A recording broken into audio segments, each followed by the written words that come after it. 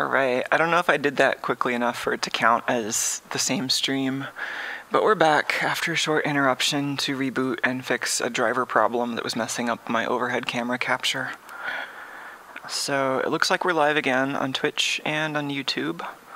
All I'd really done so far was kind of introduce the stream and play with the overhead camera a little bit. Because I adjusted the lens to be more of a wide angle kind of fisheye, which is kind of fun. Looks kind of cool as you fly around. Right now the cat's hanging out in the hallway, so we don't really have Tuco in view, but if I were to just fly this around the shop,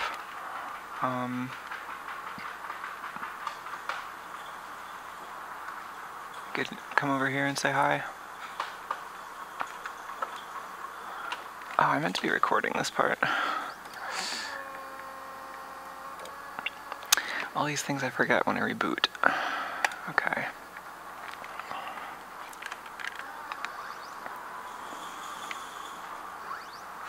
It's still a little hard to fly with the current software, but that's because I procrastinate the software sometimes. I was actually just getting kind of bummed out by how it seemed really monotonous to do software on stream for the Tuco Flyer, so I was like, I need a different software project to do on stream. How about Robot Odyssey? And now it just seems like yeah, I just have the same problems with all software. So anyway, here we are. Tuco is currently outside, but we'll keep this handy for whenever he comes around.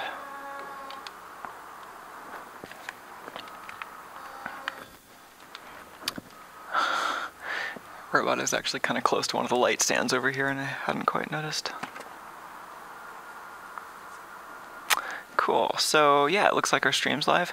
And anyway, the thing I was planning on starting it out with, this might be a bit more of a random stream, but I wanted to at least open a package that's been sitting for us that I got at the P.O. box recently. So this one didn't have a name on it. Let's see, I think it had a city. So like I won't show the actual address for privacy, obviously, but it comes from Seattle. And there's no name, but it seems like there's something in there, so I can open that up. And yeah, as far as what to do after that, it's like, well, I wanted to talk about Tuco Flyer a little bit. We've done some of that, but we could do more Tuco Flyer. I'm still into this Robot Odyssey port. I know some of you might be tired of that. I think some part of me is tired of that, which is why I keep bringing that up. But I think another part of me is actually still really into it. And so I keep thinking of things that I want to fix to make it nicer. I've done a lot of just improvements on it since last time I showed it on stream, even because I can't help working on it just all the time sometimes. But I do still feel like there's at least one big missing feature, which is a built-in system for loading and saving files, especially chips. Because right now you can load and save games, and it's very bare bones. Like when you save your game, like I should be showing instead of telling, right? This is a video show. Oh yeah. So Ryan was saying that this one looks very fisheye. Yes, I completely agree. This is the most fisheye it can get. Like it's adjustable, and this is the furthest. So I think where I actually want to use it is a little less fisheye than currently, because I think it's a little too much. But I think I'm glad that it has this range, and I'll probably be using it somewhere in between there. It'd be nice if it was motorized, but at least it's pretty easy to manually adjust. So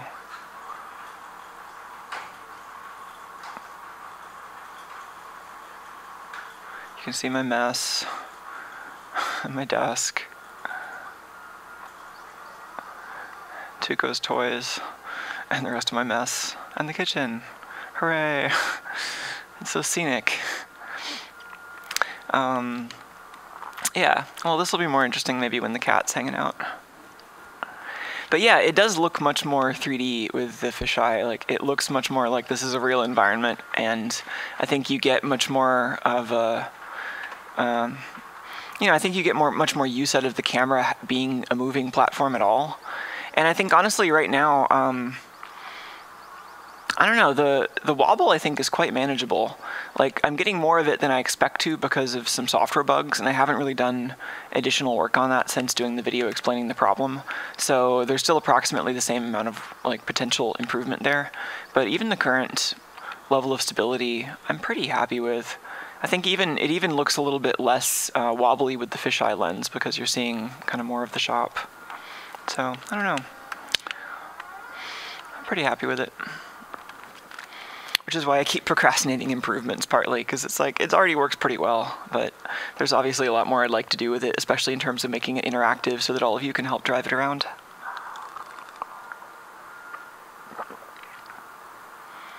Oh, thank you. Getting some kind words from chat on YouTube. So I appreciate, I don't know, it's like, it's hard to know what to do because it feels like this this thing where I try to share like what I've seen or what I can imagine of the like good parts of technology. It's like you know, it's often hard to see how that actually can help, because technology itself feels like it's been the driver behind so many bad things lately. So it's nice to hear when something is even a little inspirational. But here's what we came here for, right? Or at least here's why I rebooted the stream. Wow, it looks like my head's kind of cut off here. I should probably just tilt this camera up.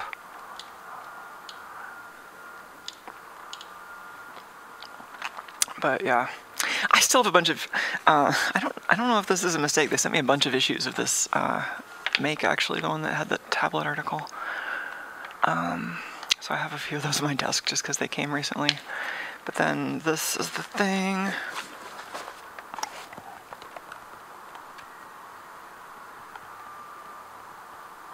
So there's the box.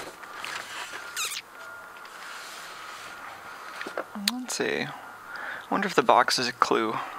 A DOT controller? I wonder what that is. I'm gonna open this cautiously just because I'm always worried about like exposing people's info if there's anything like accidentally visible in there, so I want to make sure that I don't like accidentally live stream something I shouldn't, which is always a concern here, but let's at least get this recording. So, package here. Let's, man, I should at least have less junk on the table for this.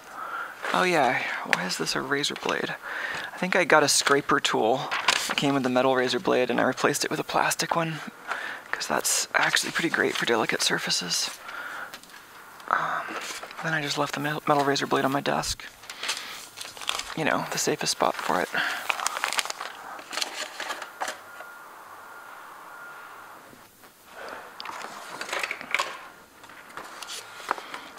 This thing's been sitting out here taunting us too. I do plan to do something with this soon, but it hasn't been quite a priority.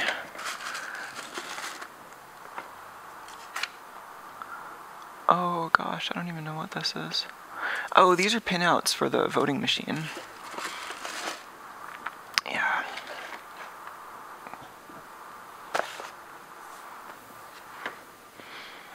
Oh, cool. Thanks for hosting. Qualitorium is hosting me on Twitch.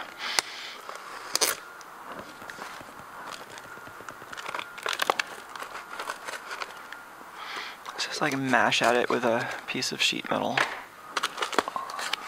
And what do we got? Well, it looks like we have some packaging. We have a note. Let's see what the note's like.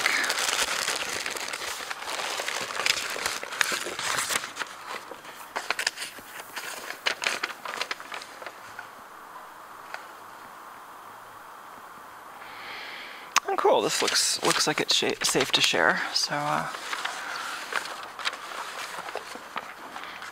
cool. Let's see what's going on here.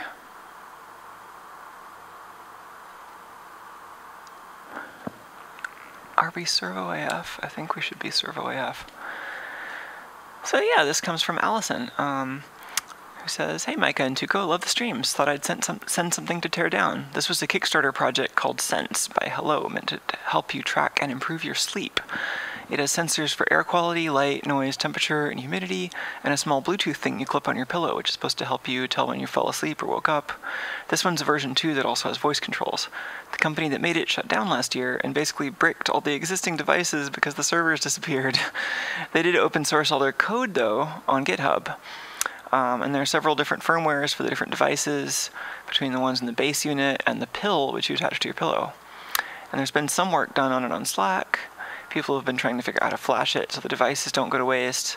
Anyway, I thought it was an interesting system you might enjoy taking a look at, and at least it's somewhat pretty paperweight that couldn't have been easy to injection mold. Thanks for all the streams. They're always a highlight of the day. From Allison and her cat friend Tonks. I hope you both have a great day. And thanks so much for the device. Oh, this is really cool. And it looks like these same links here are also QR codes, which might be easier for folks playing along at home. That's really great. Well, let's dig right in. That was indeed a mystery. Oops, sorry about bumping the microphone there. Oh yes, and thank you, Dean identified that this is Allison K. So, awesome. Oh wow, yeah, this does look posh. Let's get a closer look at this after cleaning the desk a little.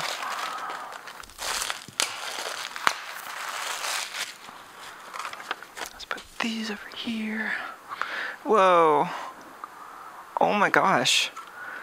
This feels like something they would sell at the gift shop at the Museum of Modern Art. Full disclosure, Siftio cubes, which I worked on, were in that position for at least a short time, which I thought was kind of fun. But it was definitely that kind of a product.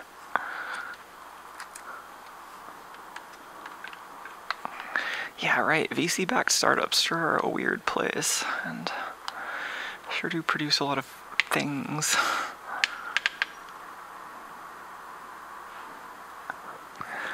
I think my color balance is a little off here, which I usually fix in post, but maybe I can actually make my lighting here suck a little less. I'm like, sorry for moving the microphone, folks, but actually I'm moving the one that none of you are hearing right now, so it's fine. I've got these little tape marks on my light that are like, these are the color temperatures I'm really into, but sometimes you just have to go with what's on the monitor.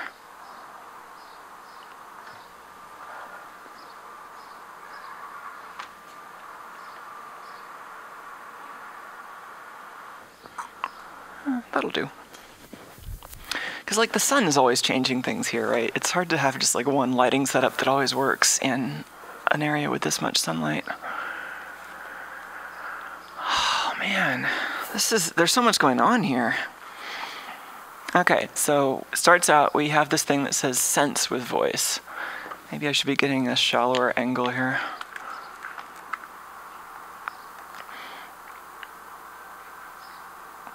Sleep better, wake up feeling great. And it has like a ball of yarn rendered in 3D. Is this because humans like playing with balls of yarn as they go to sleep? Or is that some kind of integrated, like is that how one of the sensors works? So there's the doodad. Maybe that's just what it looks like. Is that actually what the device? Okay, maybe that's that explains the comment about it being hard to injection mold. Jeez, yeah.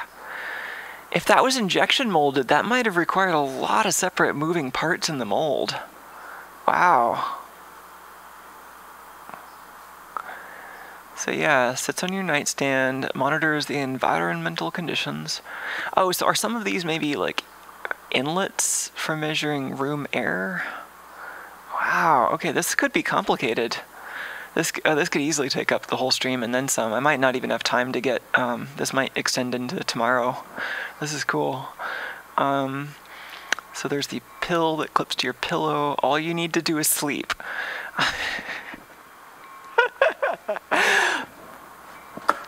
That feels like kind of tone-deaf marketing if your market is people that have trouble sleeping. Oh, man. Okay, yeah. All you gotta do is sleep. Jeez, what's wrong with you?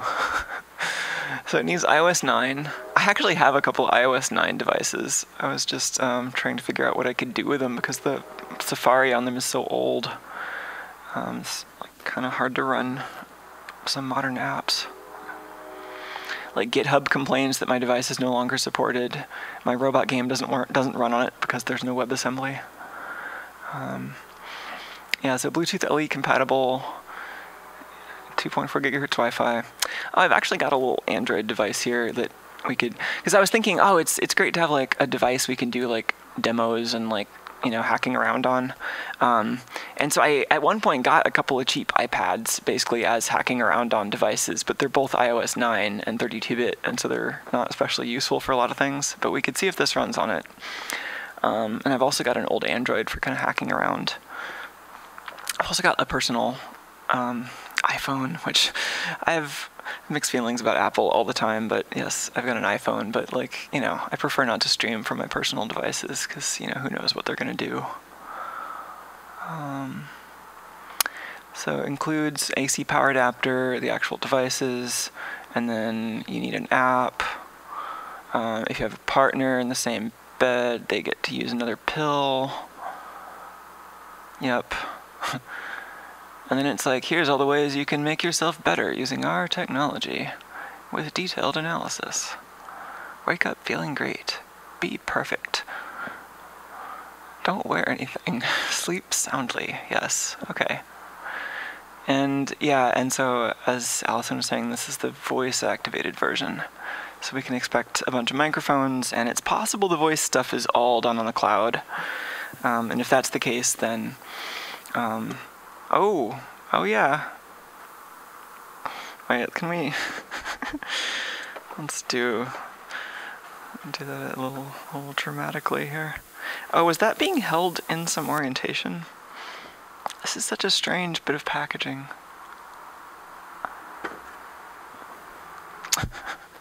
Alright. So it's got this deep recess for the USB cable. Yeah, this is crazy. Yeah, why would you ever design something like this? This feels like it was like some designer said they wanted it to look like alien technology, and then the engineer was like, well, there's a reason they're not made like this. And then they're like, no, we're making it like that. You're fired.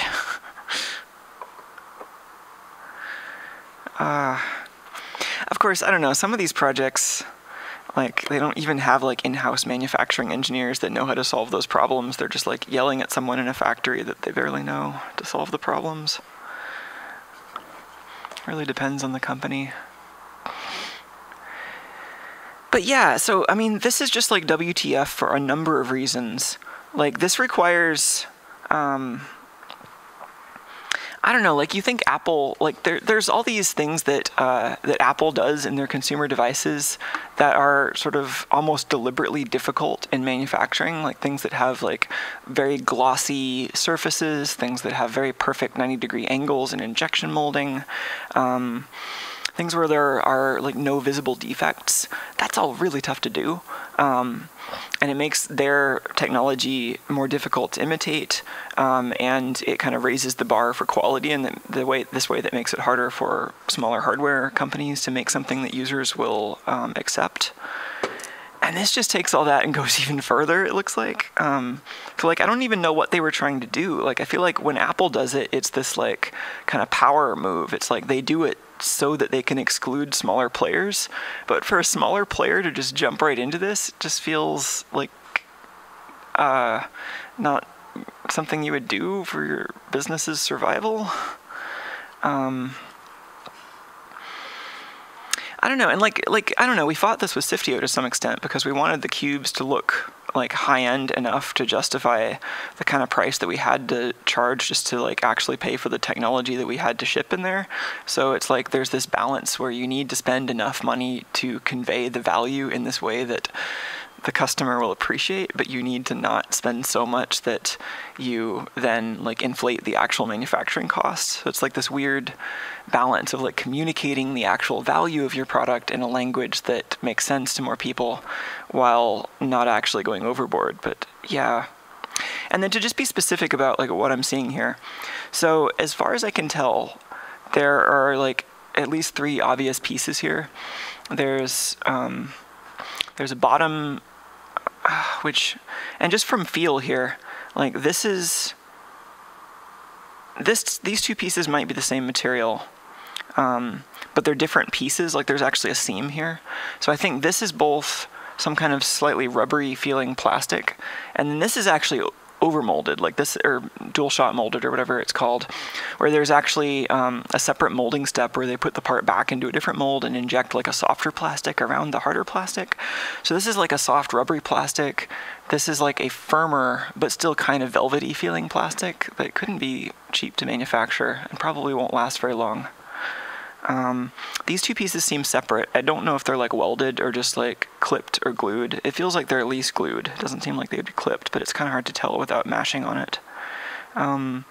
This is the main opening, it looks like, around here for some purpose, but this entire device is covered in like a thin, what looks like metal mesh, which just seems like it must be both fragile and expensive. It kind of baffles me.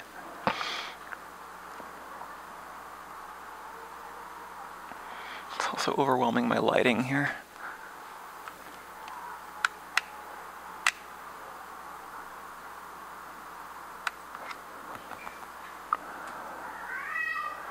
I hear you, Tuco. I guess the cat's back.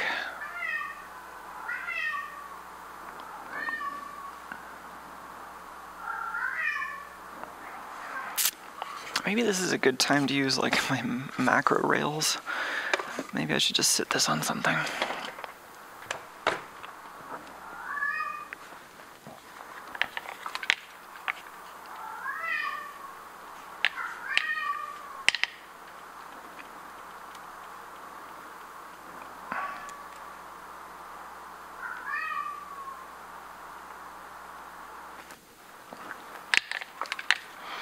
Hey, Tuco.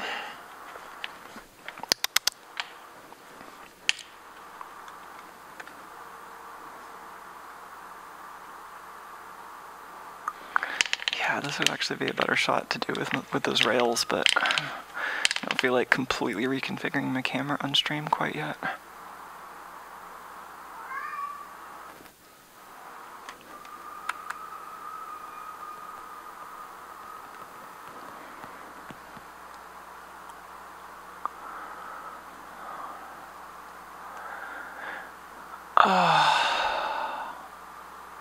So I might take this to the microscope next, honestly, just to see if I can get a hold of that mesh.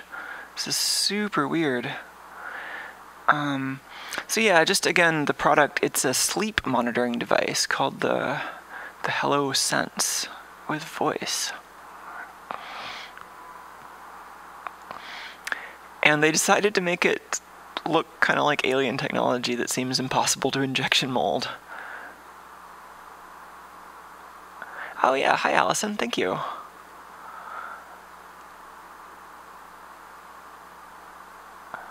Oh geez, yeah, Allison says it's impossible to use any other USB cable with it, and you can't use this USB cable with anything else. Oh, quality, right? Like, oh, who thought somebody wanted this? You know, this reminds me, like, it's kind of like the technological equivalent of going to a fancy restaurant that caters to completely foreign tastes to me. Because, like, I have this experience sometimes, like, I actually have a really, really hard time with, like, steakhouses or, like, meat restaurants in general, because I've been vegetarian for a long time, and, you know, like, it doesn't, like, meat itself doesn't really bother me. It's like, you know, it's like, well, you know, I don't want to contribute to that myself, but, like, I don't really care, for the most part, what other people do. But I think the concept I have a hard time with there is somebody else trying so hard to reach this extremely flawed idea of what you want. And that's something that just just like makes me want to flip a table. It's just really hard. Oh yeah, you can see the moire from the screen just a little bit, or at least I can on my monitor here. Oh cool, and Allison posted a link to the Kickstarter, which we might take a look at in a sec. Yeah, and at first it's like, how does this even come open? That's going to be a bit of a challenge. Like this has that very kind of soft velvety plastic that I feel like I don't want to apply any tools to it because I'll just like irreparably damage it, but maybe that's what it takes to get this thing open. This thing must have been extremely annoying to develop. So it's got this rubbery, it's kind of hard to tell actually whether this is dual shot molding or some other piece that's just glued on like a sticker. I think I might break it if I tried peeling this off, but it's possible. Oh, okay, Fred says the bottom actually is a sticker. Cool. Well, yeah, let's take a look at that page in the video before we dig into this physically. I just want to photograph the contents of the box a little bit, and then we can take a look at the video. So I think this would make an interesting video to edit, so I want to make sure I get some nice glamour shots of the insanity here. I mean, it's a really interesting 3D model, right? You can look at all these different ways that you can like rotate it and get great circles or whatever. Like I'm sure somebody had a great time writing a script to model this, or just like dragging a bunch of circles around in Rhino. And then left it up to someone else to figure out how to like design it for manufacturability, probably. Right? Like, imagine being the manufacturing engineer getting a file like this. Imagine being the one who has to polish the tooling that makes this. Wow. That's gotta be like a really intense amount of labor. I mean, polishing tools for injection molding is just very labor intensive anyway.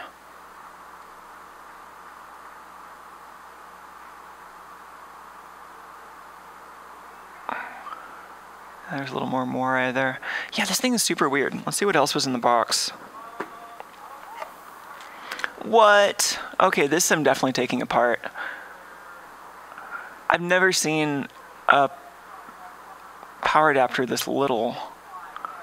Yeah, hello, how do I open you? Oh, interesting. Alexi's wondering if that could be SLA, like if this could be 3D printed.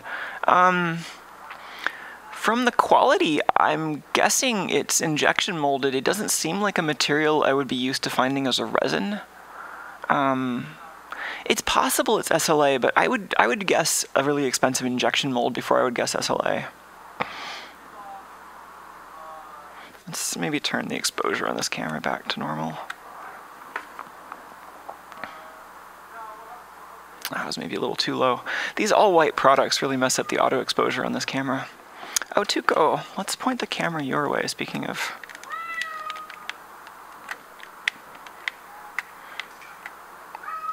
Wow. But yeah, how can this be so little? What does it actually say here? AC adapter. This actually looks kind of generic. ITE power supply model AUA 14423. So this actually looks like an off-the-shelf product that they branded. I just have not personally seen them this little, but it has some legit-ish markings, maybe. 5 volts at 1 amp, so it's only 5 watt supply, but yeah, this is probably worth tearing open.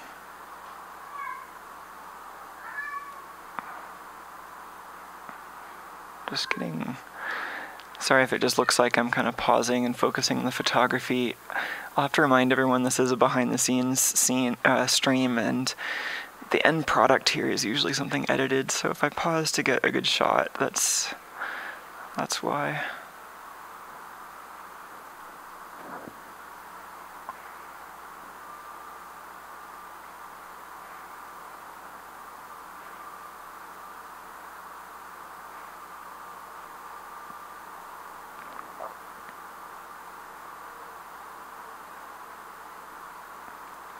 Oh gosh, they have a video of the injection molding. Wow. Yeah, we'll definitely take a look at these videos from chat in just a sec.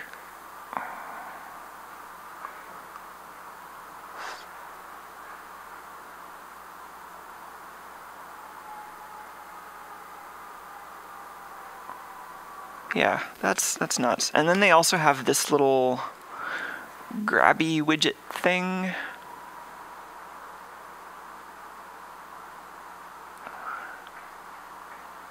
Oh, is this the pill? Oh, it is.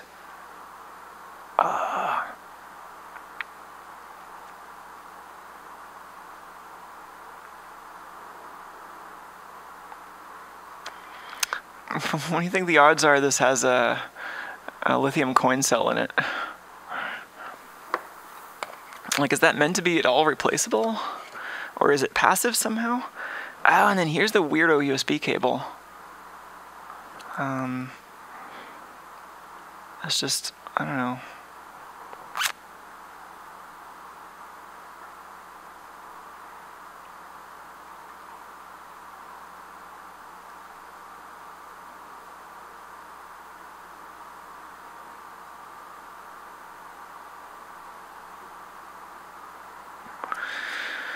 And anything else? I think that's it. There's a little getting started guide. What else? There was this in here.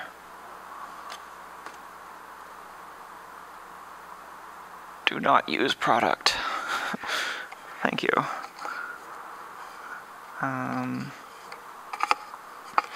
Looks like a sticker. Why would they give you a sticker? Okay.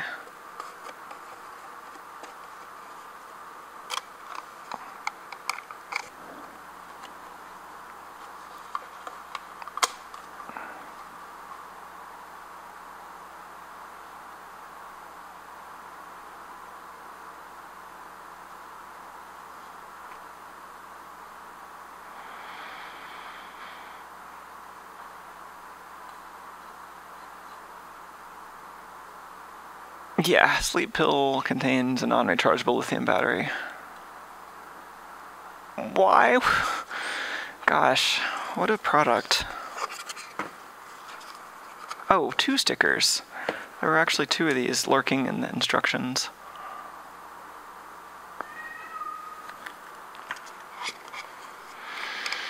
Yeah, I guess Apple was the first product kind of weirdly giving you stickers that I remember. That was kind of weird. Okay, well let's, before we tear this stuff open or start checking out USB descriptors, let's take a look at these video resources. Also, Tuka's yelling at me. Hey Tuk, what's up?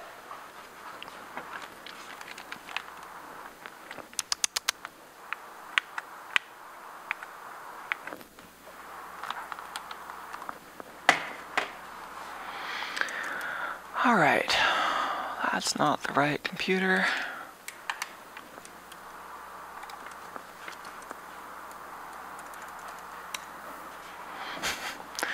Which shortcut do I want, goo or git? So, oh yeah, the Juicero teardown kind of. Yeah, it is pretty startup culture.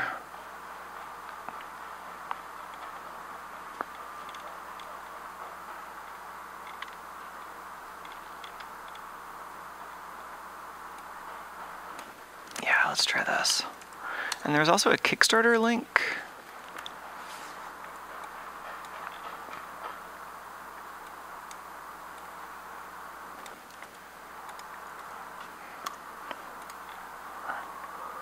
And an injection molding link. Oh, let's actually mute the audio from this computer.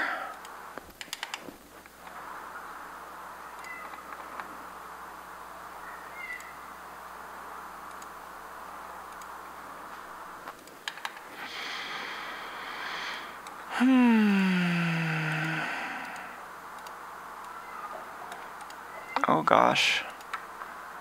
Why would you do that? Why would you turn an already difficult consumer electronics product into just a ridiculous injection molding product? Okay, these are the same.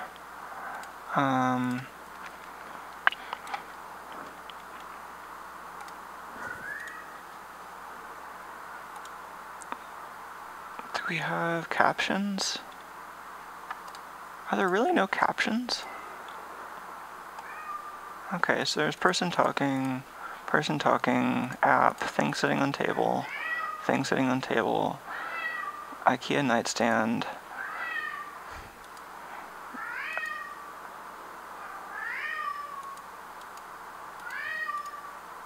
Oh, so it glows weirdly too.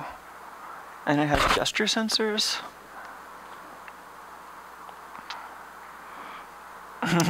Look at our fancy open plan office. We know how to use soldering irons in our fancy open plan office. Look at our EDA software. Yep.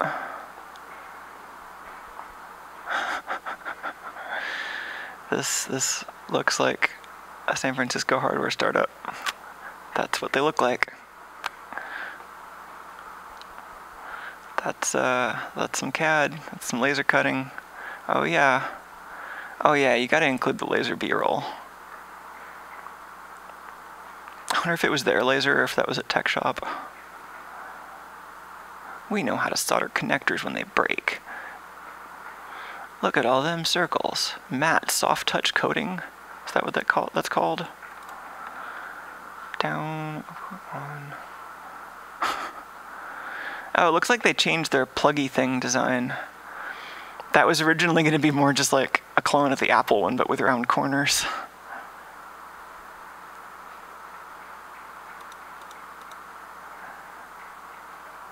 Is that like a laser cut stencil?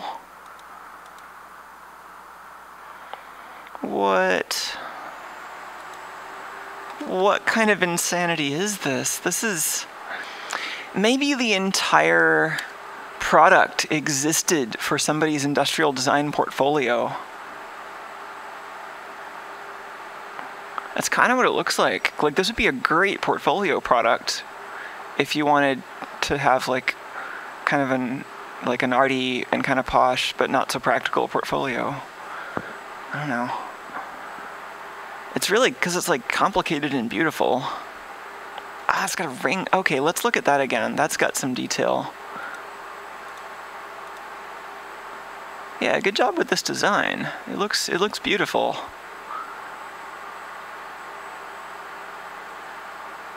Okay, and then 4 screws and it pops open and slides out. That's great.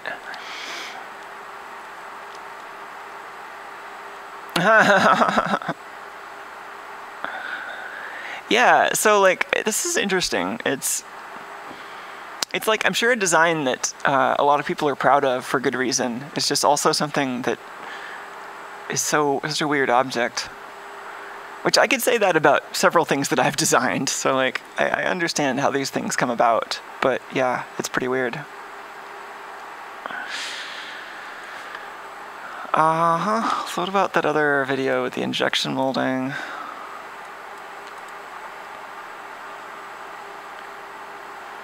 Oh, the Lego tattoos? I'm sure they would be. Why would they Photoshop in tattoos?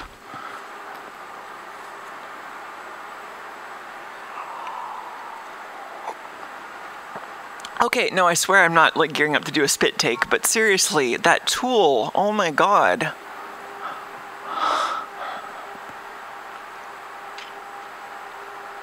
Wait, was that a coating tool? Why was it just spinning? Oh my... What is going on here?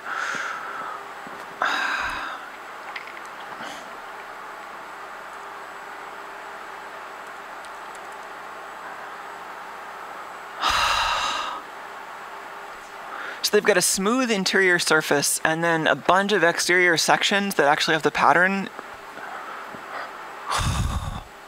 Yeah, that's how it works. That's amazing. Ah, that tool must have cost so much to make. Like, what do you think? Like $300,000?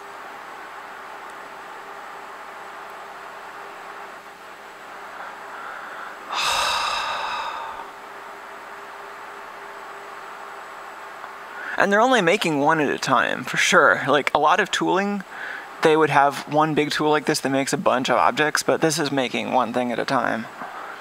I wonder how many cycles it needs before they have to work on the mold. Oh wait, the interior section moves too, or is this a different thing?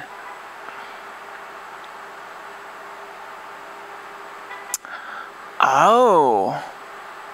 So I was noticing a little wobble. I wonder if that evens it out or I mean, I would imagine that would be for the coating process though. So maybe that's a different machine. This must have required so much tooling.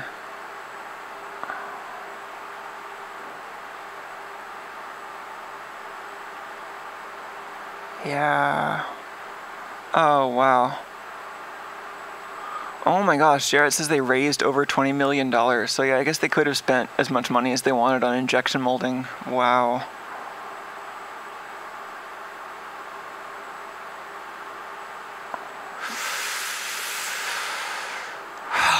Yeah, so what was that part where the interior part of the tool moves? Oh yeah, it was I see. I didn't notice the seams until just, yeah, okay. Wow. So that's how it gets small enough to extract itself through that middle opening. Man. Technology is so weird. Like, I'm sure a lot of people had a lot of fun designing this, but it doesn't seem like it's something anybody needed.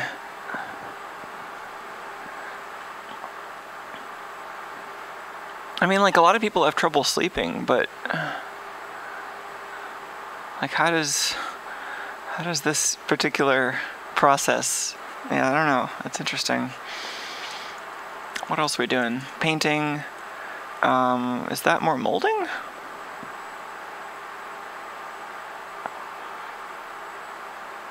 Oh, it's molding the bottoms or something.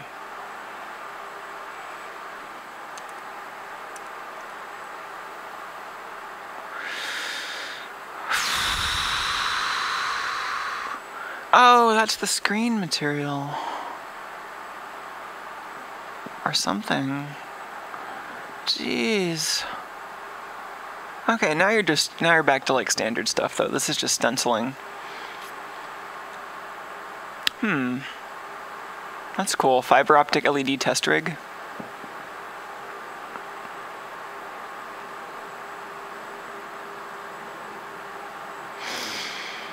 Wow, that's intense. That's a lot of manufacturing effort to go to. That's like way more than is necessary.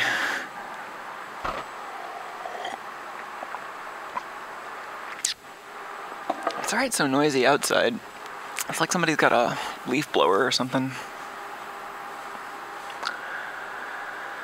Yeah, this is a very strange product. At least now we've got some more ideas for how to open it.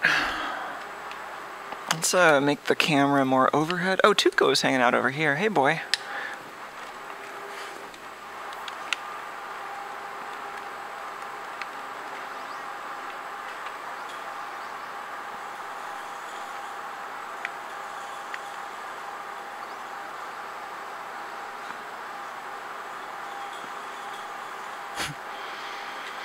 Driving it without sensors, oh yeah. Oh. Hey, Tukester. Ah, you're such a cat boy.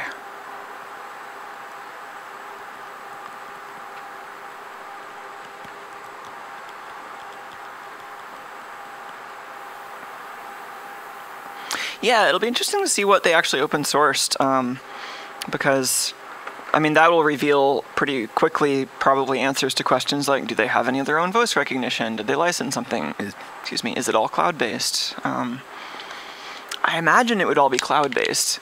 Like, typically the way these work is you have a local neural net that's not that great, but detects just the wake word, and then you send audio snippets over the network. So I imagine they would be doing something approximately like that.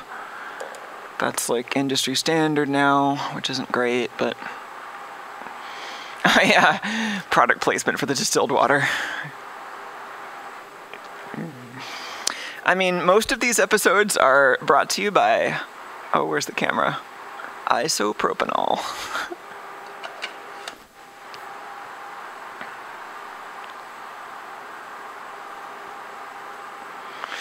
Cat break.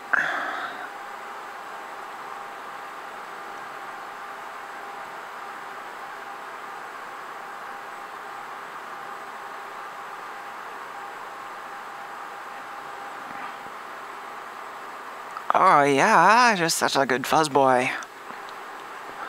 He knows it. He knows he's a really good fuzz boy. Such a good guy to hang out with. Easily one of my top couple of humans.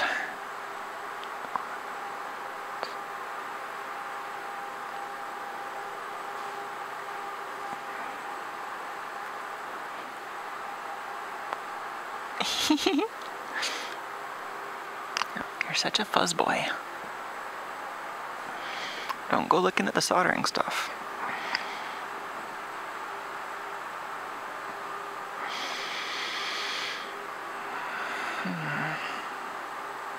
He just always seems to want to hang out with me, so like anytime I'm around something, he's gonna mess with whatever I'm into.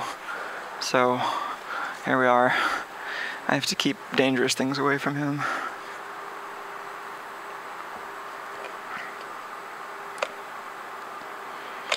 You think it'd make a nice warm-up to try to get this AC adapter open? I think the AC adapter might be glued. Let's do a quick search to see if this is a standard part number. Yeah, I like that. Thank you, human, for using your strange scratching tentacles. Yeah. Oh, speaking of devices that have lithium batteries glued into them, I have a couple of these tiles which I use, for example, for keeping track of Tuco, but they are not designed to have replaceable batteries, so one of these things I've been meaning to do actually is make a 3D printable DIY replacement enclosure that has a battery replacement.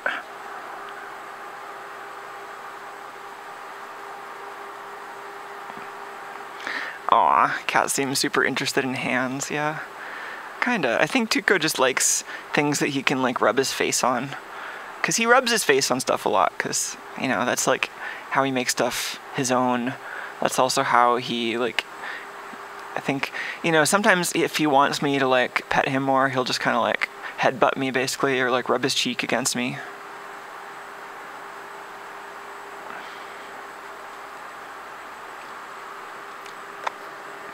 Tuco is checking this out thoroughly.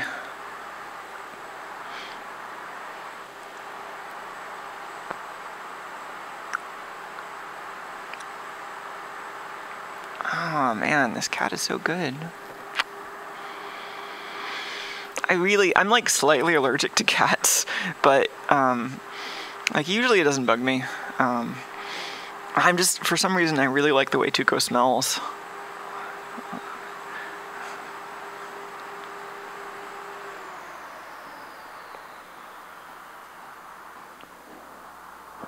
Oh yeah.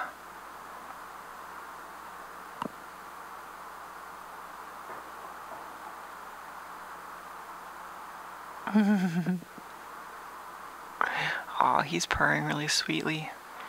Tuco usually doesn't purr super loudly, but he has this nice, like, kind of rumbly purr that feels really satisfying.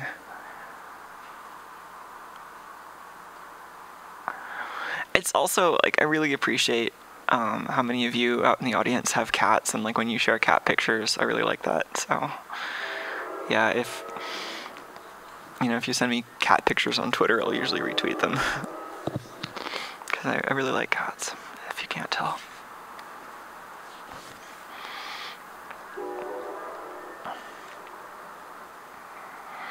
I'm also getting cat fur all over the desk now. Oh yeah, I was mentioning them being slightly allergic to cats to a friend recently, and they were like, oh yeah, did you know that cats can get like pollen stuck in their fur, so if you have seasonal allergies, then like that can also be a thing. So it's like, oh, that's another reason to brush my cat. Right, that's great. Oh, this is cool. You've got kind of some Drosty effect with the cat over there and then the cat over there. Aw, is that your cat? Sweet kitten.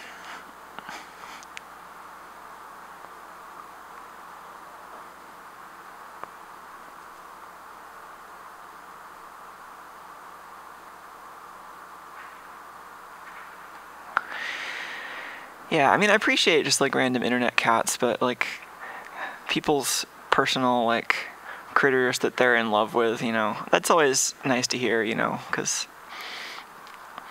I feel like the internet is constantly a source of sort of extractive joy, like, finding things that are interesting or novel and like sharing them and taking pleasure in them. And like that, sometimes that's nice, but there's also this thing where people are just like sharing this like hobby or person or creature that's really important to them. And like I really like that too. It's like when people share like their own like personal, like, oh, this is my cat that I really like, that's really awesome. Oh, yeah, too polite. Yeah. That is a very polite cat. Oh, that's cool. Jarrett's getting a kitty. I hope you get along really well with your new cat.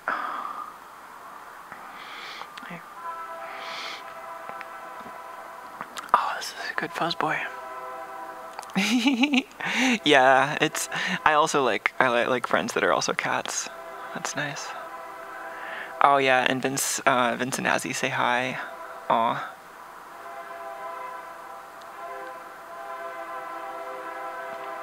Oh no. Vince was waiting for YouTube to auto-refresh after the technical difficulties and it did not come back automatically. Yeah, it's frustrating that YouTube doesn't do that. Sorry about that. I should have mentioned Twitch has some automatic features like that. Oh gosh, Tuco, you have so much fur here. It is summer. Maybe you decided that you need less insulation. Now I'm gonna be sneezing. Oh gosh, Tuco's just sitting there like, oh no, are they done petting me? I think she's gonna start petting me again. You're right, Tuco, I'm gonna start petting you again. Oh, Thomas is wondering if dogs are allowed. Yeah, dogs are fine. Tuco is, it depends on the dog. I think he's like kind of afraid at first, but then some dogs he kind of gets along with. He usually kind of keeps his distance from dogs, though. So I've had friends visit with dogs, and it's been like slightly stressful at first, but they didn't have to like share space for just more than a minute. But Tuco seemed like he didn't want to be that close, but like was relatively all right.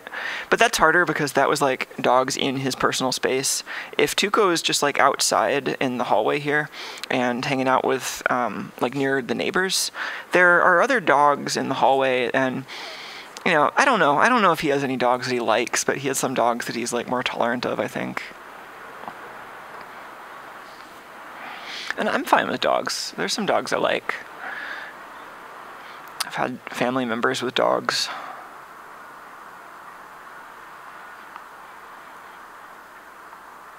Oh yeah, it is unfortunate that the sleep pill doesn't have a replaceable battery, if that's indeed what's going on, because, yeah, it's really frustrating too, right? And it's like, there's that, like, kind of VC Kool-Aid flavored incentive where, oh, we need the customers to keep buying more of our products, so we need to make them go obsolete when the batteries die, that kind of stuff, and, but, that's, like, completely unreasonable, and I think, I really, I don't know, I hope people actually,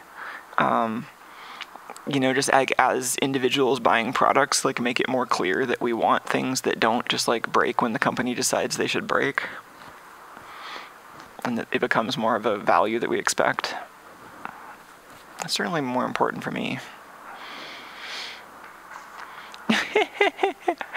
Nice. Aw, sorry you've been away from your doggo. Hope you get reunited soon. Oh, Tuco's definitely gonna make me sneeze. Oh gosh, there's so much cat fur everywhere. If I touch my eyes now, that'll be bad. Oh gosh, Tuco. I could bring out the compressed air, but then I'd scare Tuco away, which negates the whole purpose. Can we get the camera any closer? I keep wanting to call this a fish angle lens because I think that sounds better. And fish have angles too, right?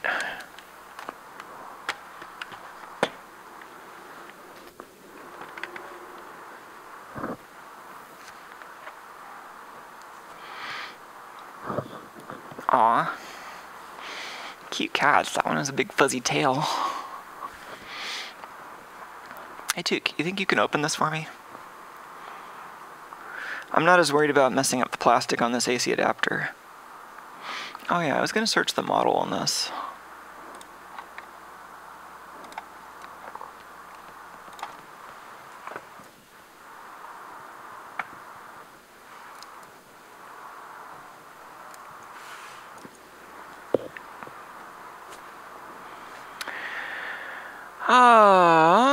The model number here comes up as HelloSense branded, but yeah, then there's also a generic page here for the actual power supply manufacturer.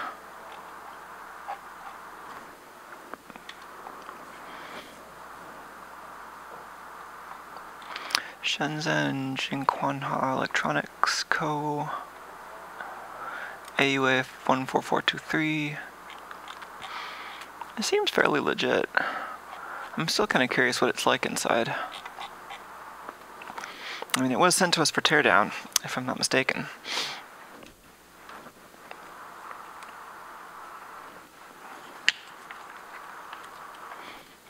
Are we following Took still?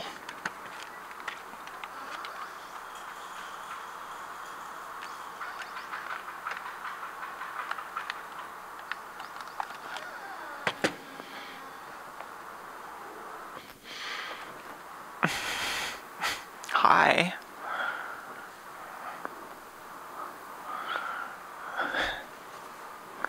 What a cat show.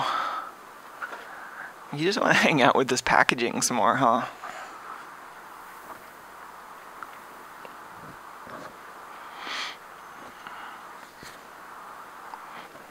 Whoa, what did you just do, Tuco? That was a piece of tape.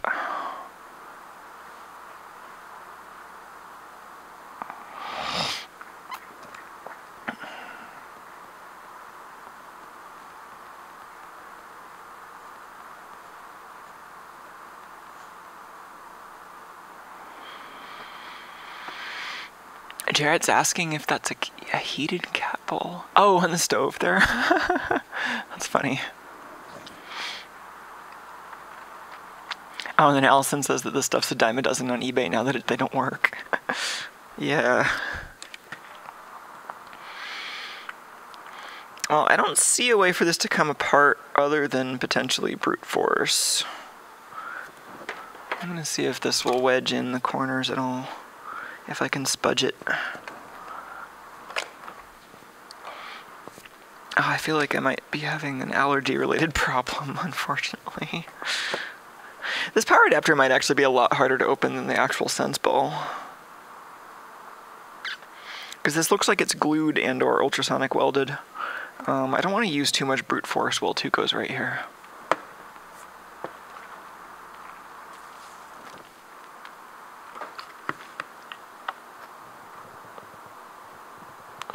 Alright, let's save the brute force for when Tuco's not hanging out right here, and let's see if we can open the ball itself.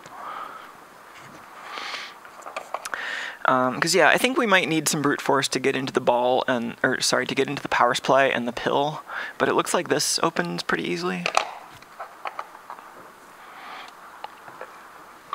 Oh, Tuco, don't eat them. You can taste them.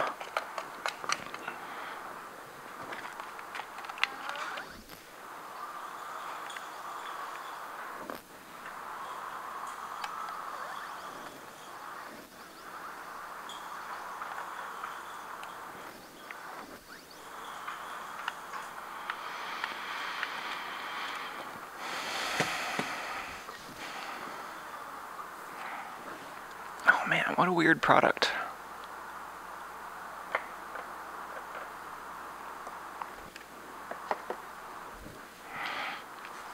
Okay, so it's already covered in cat hair.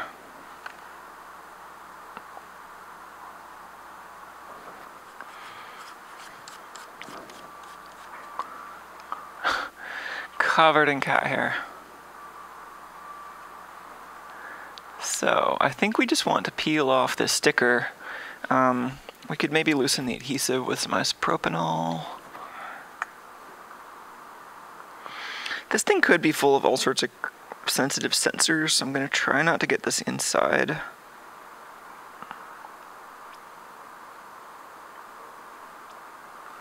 Just like around the edges.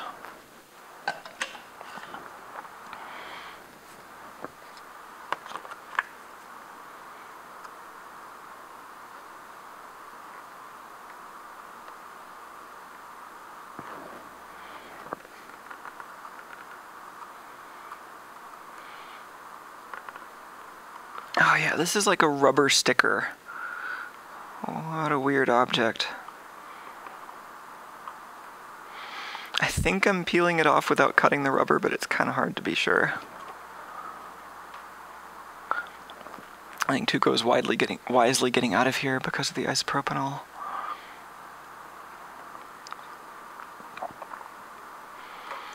I just think I can squirt some more in there. Oh, the camera followed him. Good job, bot.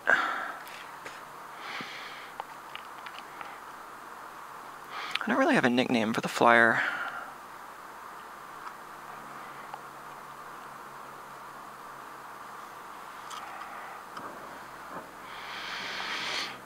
It also kind of feels like a colony of robots because the winches do feel like kind of individual entities.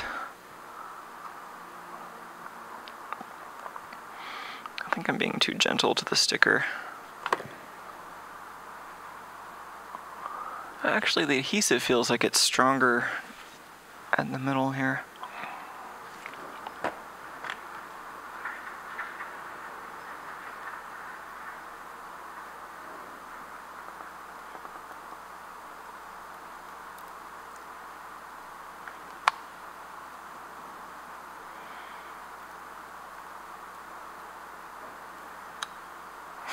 Satisfying.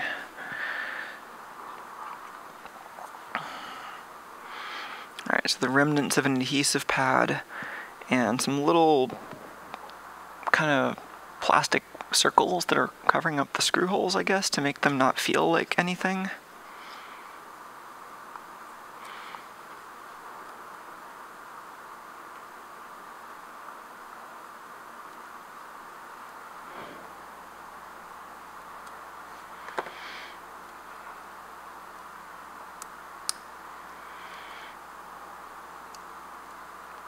Multiple layers of little plastic circles. That's not going back on.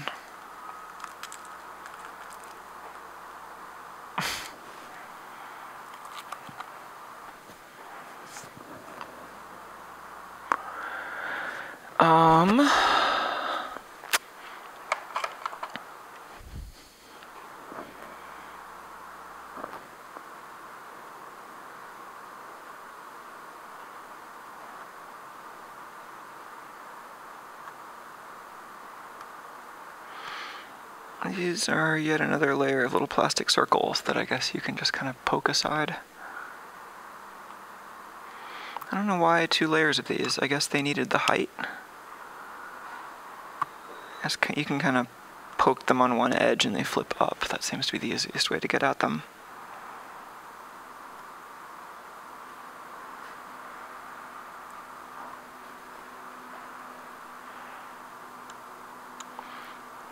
Plastic dots. Have you had your recommended daily allowance of plastic dots?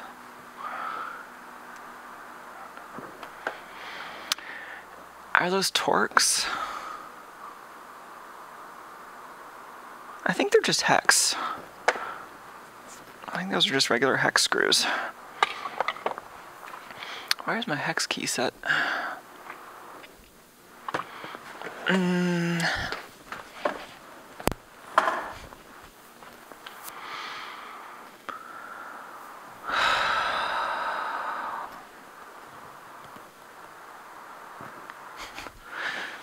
Let's give you some Tuco cam while I look for my hex keys.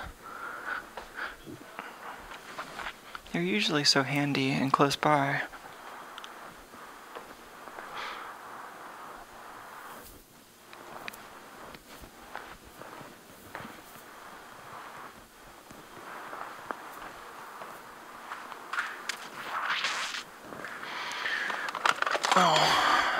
where my usual set is. Here's a different set.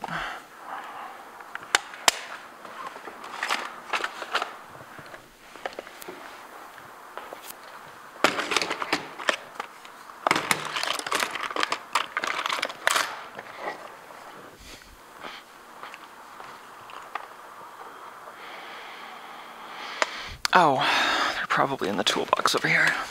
Yeah. Hex keys. What is the population of Hex Key Town right now? Oh, we got 48 people on YouTube right now. And 17 on Twitch. That's the population of Hex Key Town.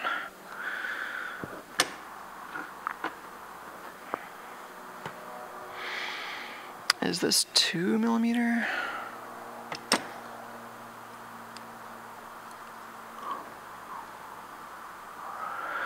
Thomas is asking if Tuco has an RFID tag. It's actually Bluetooth. It's a tile, which I was just mentioning as something that also has a non-replaceable battery that I would want to make an alternative battery mount for at some point. But yeah, it's like a locator, so that when he is somewhere that isn't here, it's easier to find him. I think this is a 1.5mm hex key, which is conveniently the smallest one I have on this kit.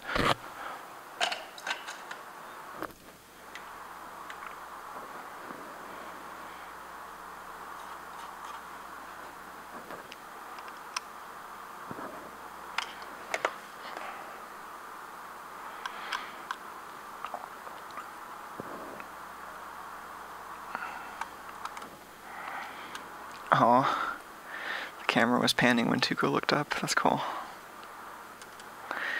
That's not quite intentional, but it probably just resulted from the computer vision tracking rectangle for him getting a little larger in that axis.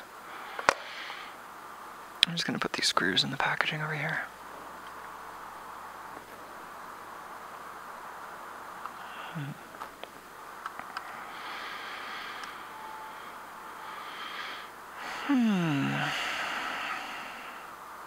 Yeah, so that Robot Odyssey port has still been on my mind. It's really tempting, actually, to basically just redo the menu system in JavaScript, because I've been trying to imagine like what I want the UI to be like. At minimum, I need some additional UI to make loading saved chips and loading library chips less bad, because it's really bad right now. And so that has me thinking about just like, well, what general UI strategy should I employ here? Should that interact with the way the main menu works? Seems like it should. Should it interact with like context-sensitive controls for the game, maybe? And there's an opportunity to basically just like render the entire game in HTML if I want, which actually seems kind of compelling. Very little of it is even going through the original CGA graphics emulation right now. Really just the cutscenes and the main menu. So it's kind of tempting to redo those. Anyway, try to avoid going completely off topic here. Alright, so it's weird that this seems to be connected on that side, right?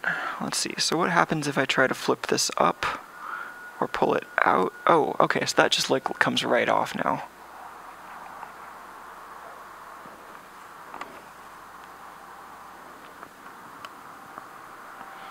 There's tiny flat flex.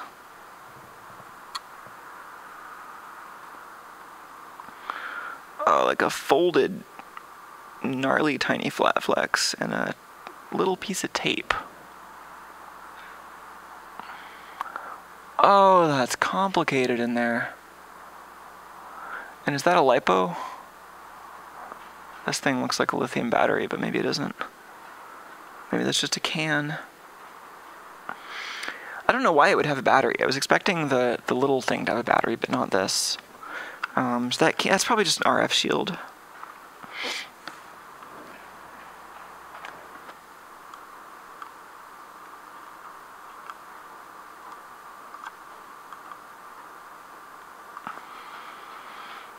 Gosh. Yeah, and this is like a diffuser layer over the LEDs, just a little bit of plastic there to diffuse the colors, which is a great idea, but also like a very detailed kind of manufacturing step there. This whole circuit board on the bottom is for the USB entry and the LEDs, and it seems like it would have been great for manufacturing if those two things had been on the same plane. But in fact, this circuit board is the USB entry, and then this is just an LED ring, and those are separate. But this also has some circuitry right there.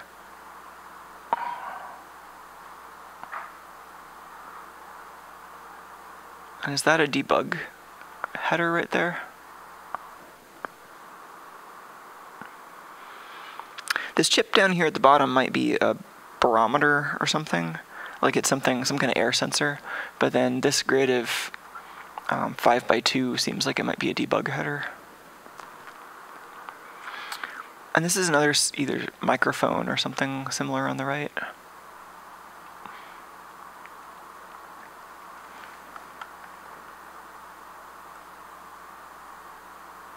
So how does this come out? It looks like there are two long screws I have to undo.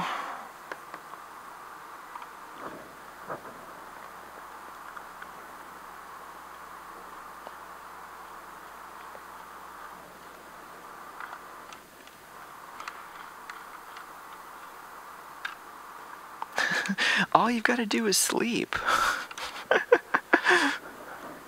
Oh. It's a product marketed exactly for you. But we don't know anything about you. Nice long boys here.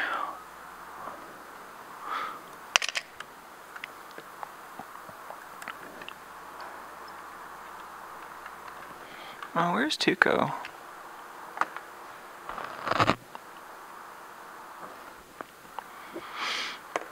I didn't notice when he went off camera.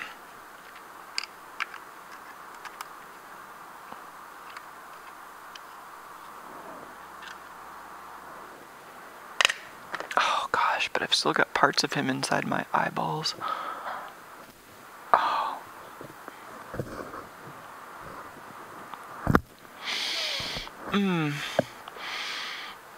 I wore contact lenses for a while, and I don't miss how it felt when you got something you were allergic to under your contact lens.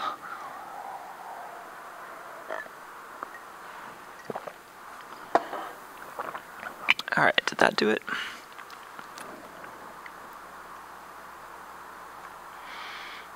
Can I take this out of its ball? Hard to tell.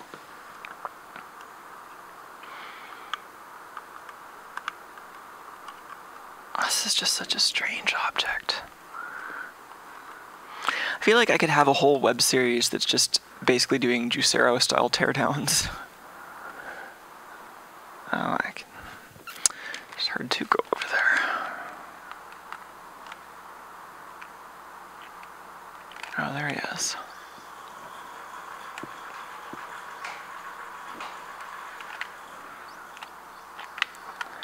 He's just wandering out into the hallway, I guess.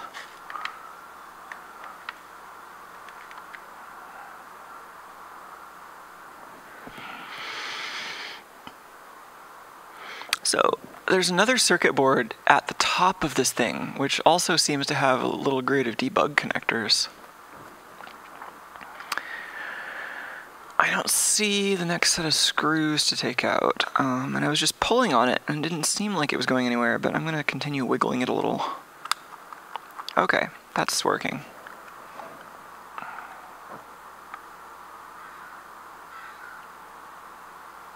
What is that?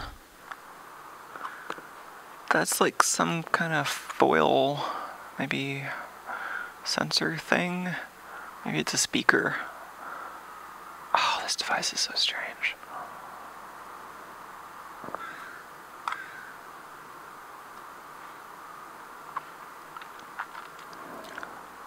Are those microphones?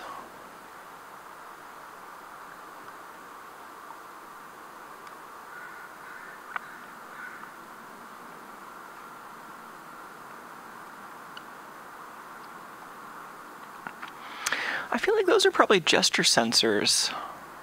Maybe they're microphones. That thing on the left is almost certainly a gesture sensor of some sort. I don't know what that is on the right. That one might be ambient light. These are all going to look really interesting under the microscope. And then several of these little 6-pin headers, which might be SWD or I2C for debugging. Oh, this is great. It might be worth looking at that GitHub repo before we go too much further into the hardware. So we've got a board on the bottom with some sensors, debug port, maybe a microcontroller, the USB port, kind of a high pin count flex, LEDs. The high pin count on this flex would maybe indicate to me that this is not where the micro is, but that it's maybe passive and the micro is up here, but the debug port would maybe indicate that there is a micro here. So if there is a micro here, I'm not quite sure why they would need so many pins, so that's a bit of a mystery right now to me. And then there are some sensors in here, like I still don't even know why this is so large. There's this big metal can thing. That's what this little wiring harness is for with 6 pins. That might be an entire sensor package with microcontrollers. Red and black wires there too. The red and black wires are connected to this. I'm wondering if that's a speaker. Because that might be a speaker. If it were a sensor, I would expect these to be maybe smaller wires. And I think this little BGA package is the processor maybe. If this is a speaker, that might be a drive transistor for the speaker, and they might be driving it with like a modulated signal, kind of like a Class D amplifier. Okay, well, I kind of want to see what's inside this middle part, if we can get to that non-destructively, before we go back to code land. Oh yeah, and the top part, there's like some more plastic tree. Plastic. I think I wanted a word that's like millinery or something, but with plastic. Yeah, there's one that's got a little black surround there, which is interesting. Where did that line up?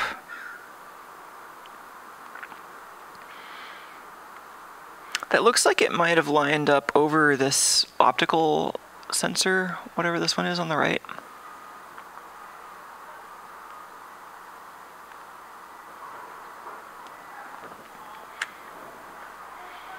So that little black baffle, I think might be an ambient light sensor. And it might be that they want to shield it from the light produced by, like, for example, this gesture sensor might be producing light. Or actually, oh, maybe that's the emitter portion of the gesture sensor. Maybe that's a baffle between the emitter and the detector on the gesture sensor. What would that mean? It's kind of hard to tell where this lined up.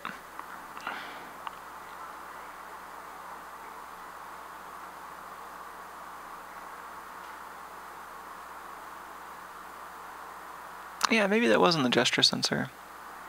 There's some keying in here, so I think it can only go together one way, but it's sort of subtle to see. But yeah, mostly this seems to be the mount for the long screws that hold the whole thing together. Yeah, really intense injection molding in this entire thing.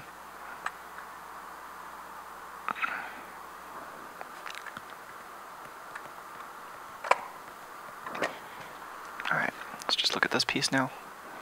Plastic tree.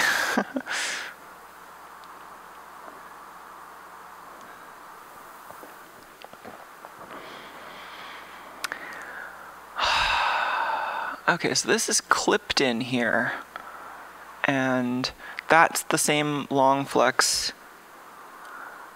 Oh my gosh, no, really? Okay, never mind. Actually, that is not the same flex. That is a different flex, but I just noticed that this is a flex rigid assembly. See that? This flex is actually part of the same circuit as this board, as is these sensors. So this was a flat piece with the sensors folded down and the flex folded up. They print and assemble it, and then fold the sensors up, fold the other thing down. These are very expensive to fabricate and to R&D.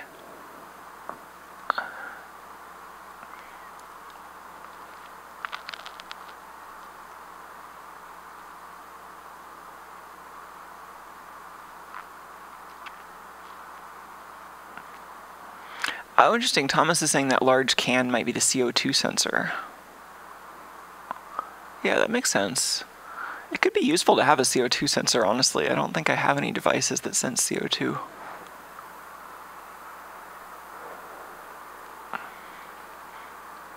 I can't believe that's a flex rigid assembly. We'll definitely be looking at that under the microscope, but I want to see if I can do some more macroscopic disassembly before we take it there. So I'm just going to unplug these obvious connectors. Carefully-ish. Maybe more carefully than that.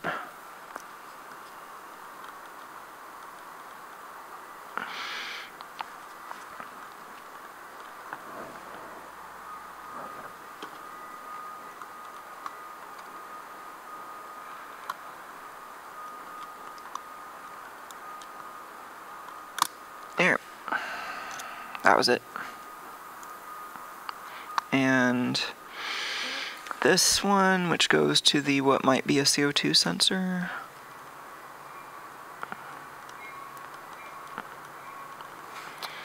Is that one locking? I don't think so. I think that one just needs multiple fingernails concurrently.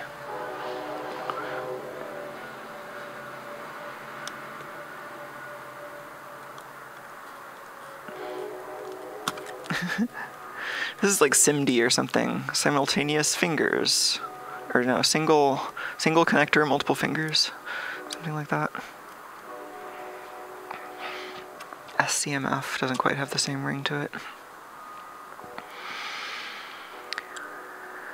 I think I want to undo this flex, which I probably could have done much earlier.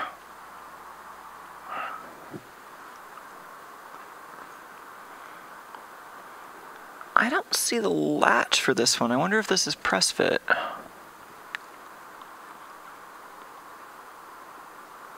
Yeah, it feels like press fit. I hope it was press fit. Pretty sure that was fine. So there's the bottom. Let's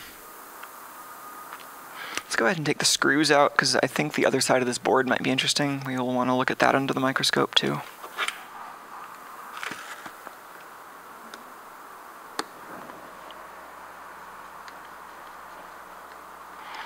That looks like a microphone on the right, but it might be a humidity sensor. We might need to look at that more closely.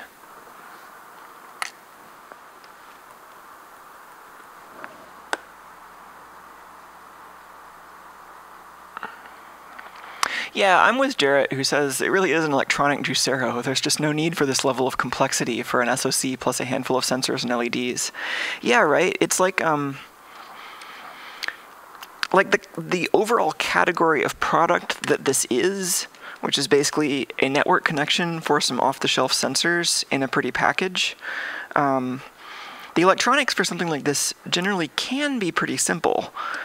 A lot of what I'm seeing so far is complexity necessitated by the weird form factor, but it's kind of hard to tell what's going on in here until we look more closely at what hardware they're using and maybe even the available source code. Let's restart this before it does on its own. Anytime I touch the camera, it wobbles for a minute, and I've got to wait for that.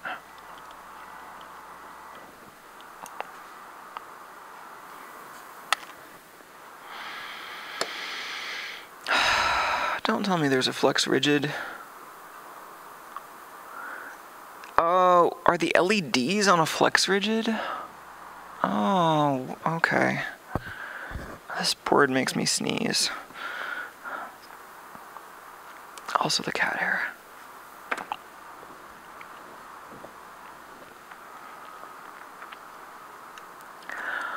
Oh! This whole thing is a single flex rigid assembly. This is a flex rigid assembly with a bunch of parts routed out from it. This is a single circuit board. Why would... Okay. Sorry. I had my phone on not silent because I'm actually expecting a delivery of a ladder later today, so I might have to move some heavy objects, but that I think was a spam call. Man, anybody else been getting a lot of spam calls? It kind of sucks.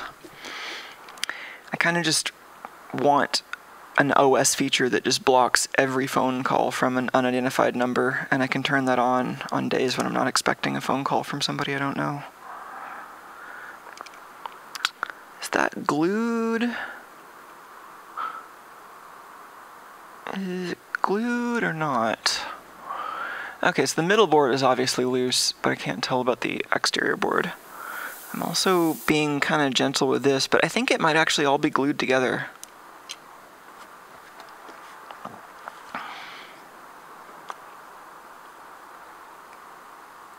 Oh. Yeah, I think that's glued, just not very much. It's like very weak glue, which is nice.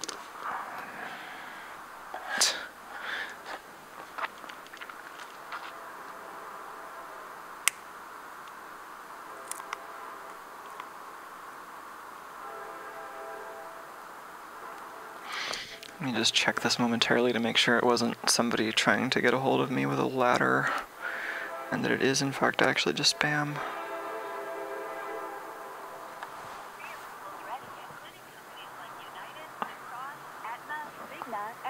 Yeah, no, go away. Yeah, and so like usually I'll just completely ignore the phone, but like if I'm expecting a phone call, like that's how the spammers get you, right?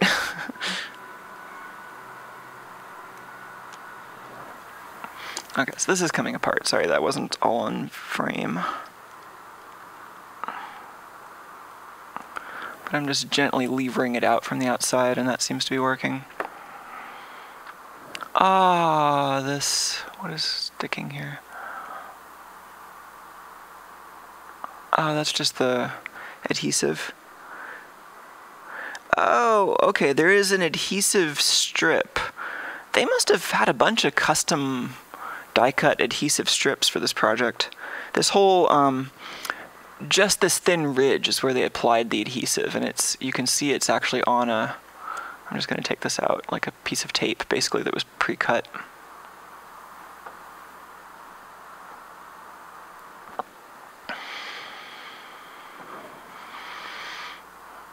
Yeah, I mean, I'm sure these products like this are like decent business for some of the factories who work on them. Like, I can't imagine these companies are great customers though, because they must like have unrealistic demands constantly.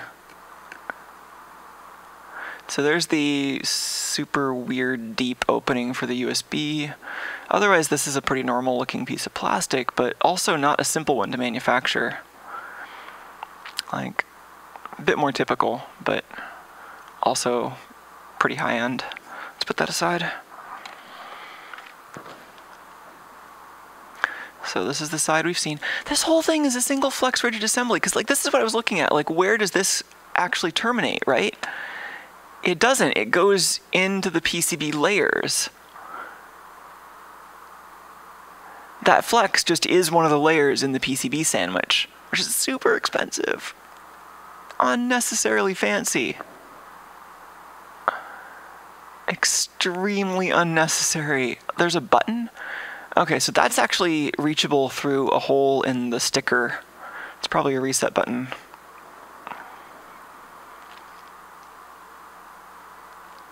Huh. So that's the side we've seen, and this is very similar. So there's no micro, just... What is that, though? Maybe the reason this flex is so long is that this gives them a remote debugging interface they can get to from the bottom without fully disassembling the product. Because yeah, that explains it. This doesn't have a micro, this just has a bunch of remote peripherals, and they have a big old flex.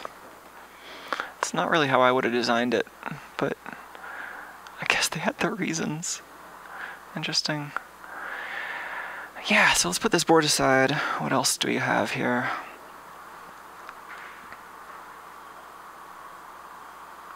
Yeah, Microhex is saying they can't have had the volume that flex rigid PCBs made more sense than connectors in a ribbon. Yeah, I can't imagine them doing this to save money on manufacturing. Like, in certain cases that might be possible, but for such a low volume product and when so many other approaches would have worked just fine, I just can't imagine why they would do this.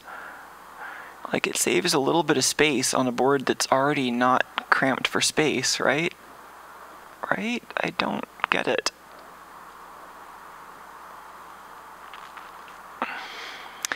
And it's also just like imagine they had to design this with the intersection a little bit shifted to the left so that when this flexes, it shifts back into center. And that's just so much extra complexity to go through. Anyway, let's put this aside. Try to keep it from getting completely covered in cat hair.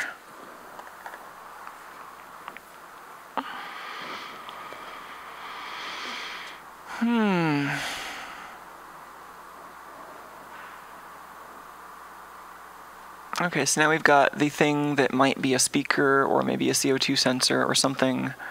The thing that's more likely to be a CO2 sensor, the long flex. And the other flex rigid. Okay, so how does this come off? There's another plastic standoff assembly that's just pressed into the board.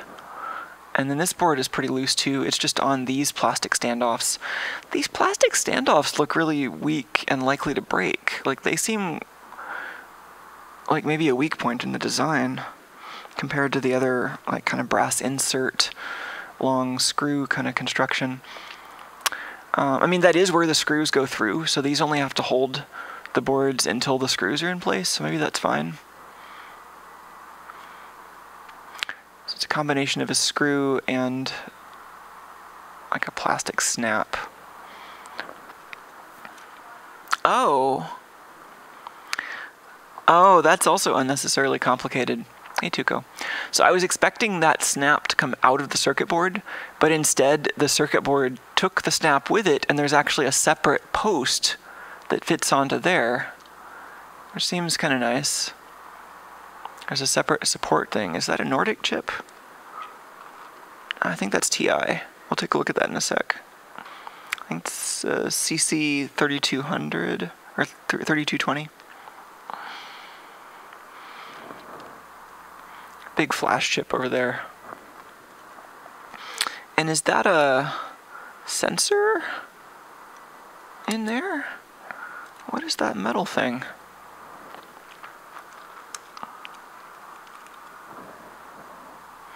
So this, okay, we can actually take that out if we want, but we don't need to.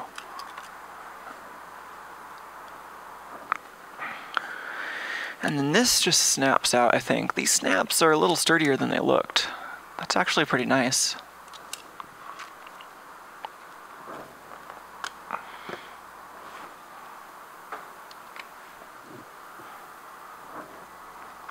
Okay, I think I will just take this out. Let's also press fit.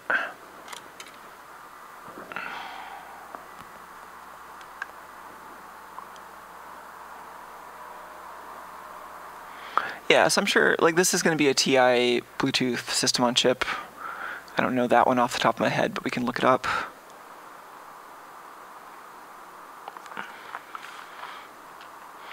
I should stop trying to identify the chips until we have this thing under the microscope. Right now I'm just trying to strip off the mechanical parts. So this next piece is more clips. This is also like a plastic clippy thing. What is going on here?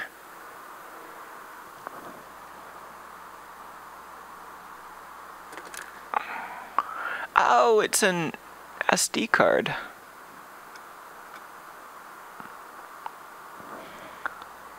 Really, folks? Really? It's an SD card epoxied into a carrier. Really? Who thought this was a good idea? That's a terrible idea. Okay, let's put this over here. I don't see how that's good for anyone.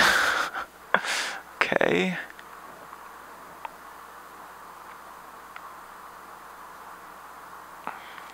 So So then they also have some flash right here. That looks like SPI flash.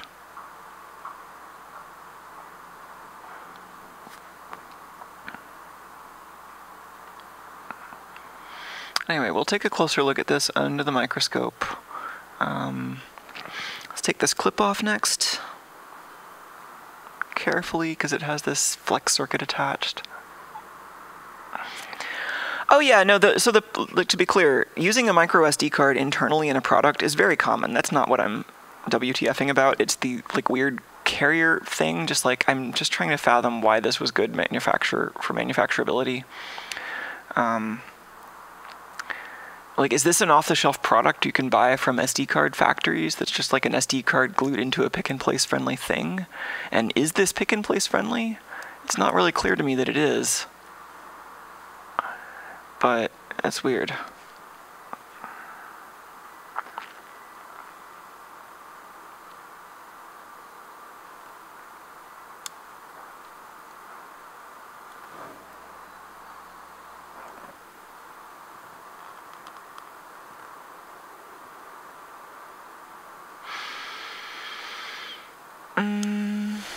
These are both a bit of a tight fit. But you can push them out from this end just fine. Hey, Took.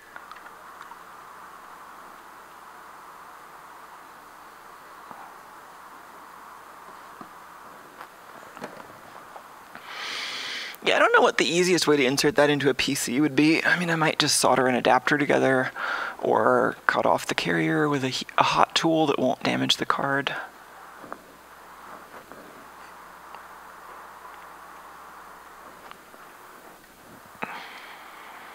Hey, Took, that's part of a bolt. Oh, man. Oh, this one is a zero insertion force, so it has a lock, which is nice to see. It's also got a little quality assurance Sharpie on there.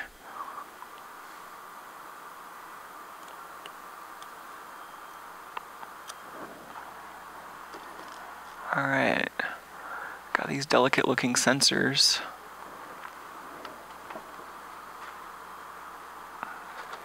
Hey, Tuco.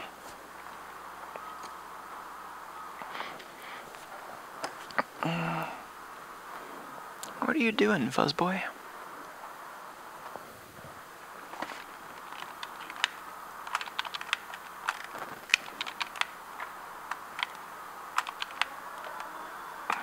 I wonder if they bought the GitHub username.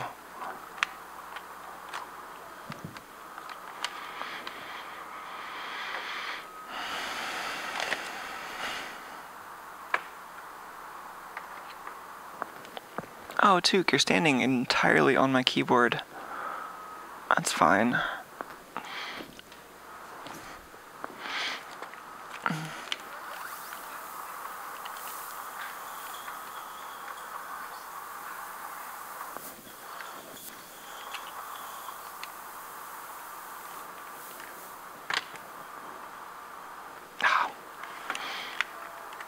Not quite within zone of stability, am I?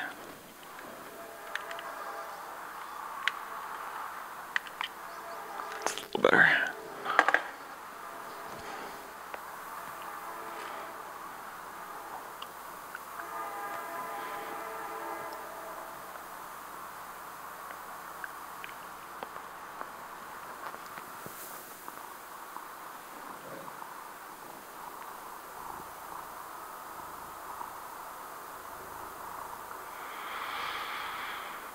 I doubt the mic actually picks up any purring. It's really hard to get that on microphone. And he's not purring very loudly right now.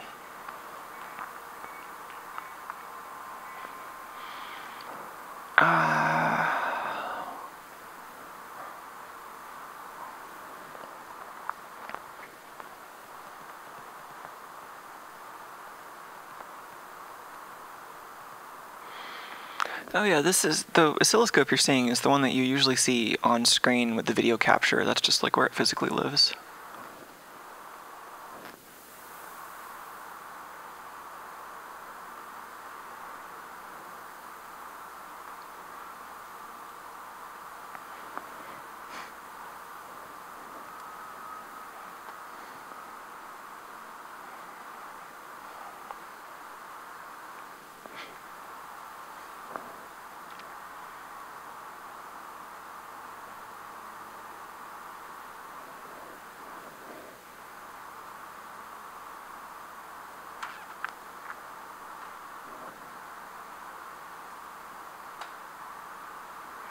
Oh yeah, there's some good purring going on here.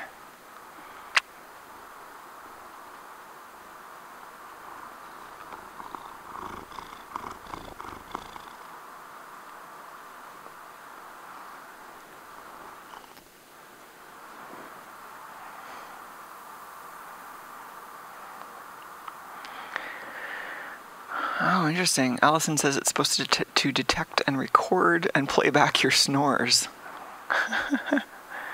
Yeah, maybe Tuco could just like sleep on top of it and it could record and play back purring.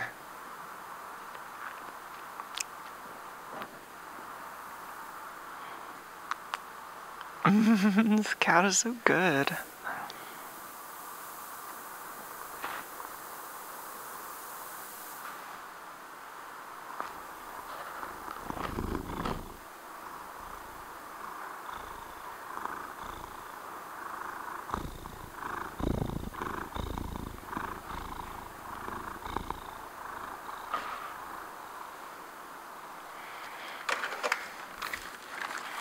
Oh, sorry, I just was paying attention to the cat and didn't notice the camera. Took a walk.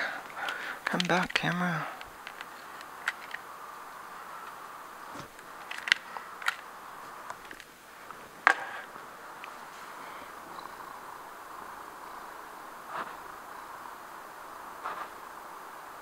Oh yeah, there's a little purring in there.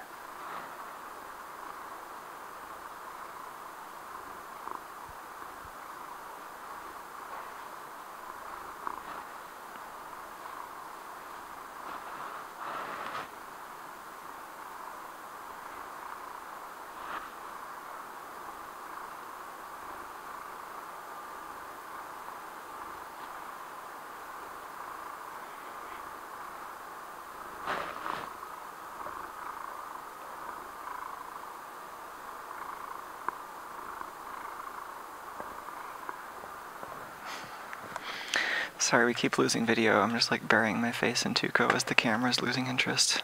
I think I just need to move it somewhere where it's a little more stable.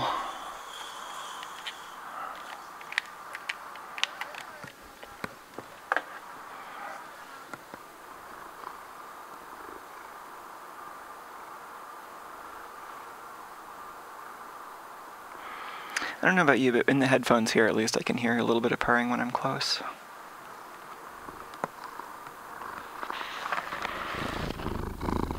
Whoa. That was good when his nose was right on the microphone.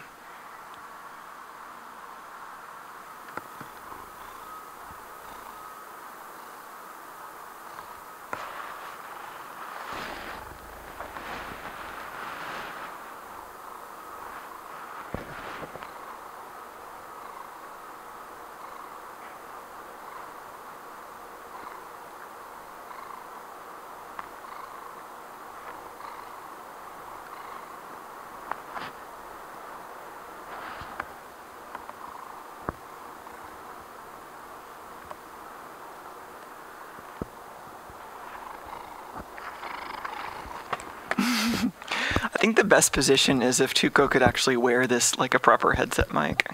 I don't think he'd be into that though.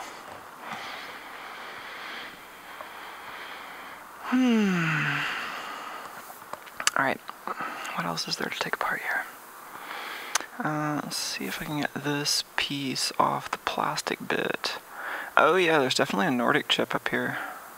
Why is there a Nordic chip? There's a 51422 up here for some reason. And, like, that might actually be the main Bluetooth chip. There's a spot for an antenna.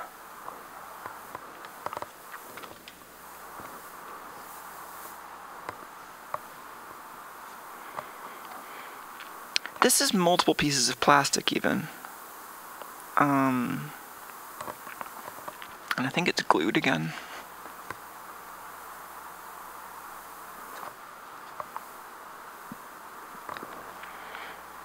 This is another delicate flex rigid assembly glued to a piece of what looks like polycarbonate.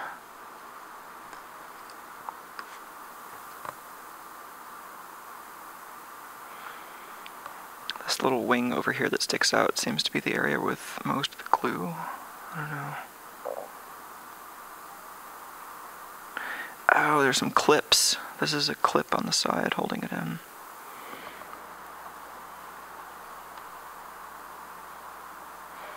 Like maybe holding this clip and then twisting this is the way to get it off.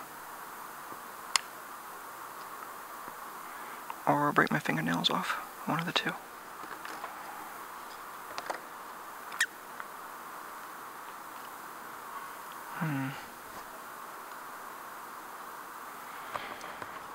I think I've got faith in the spudger.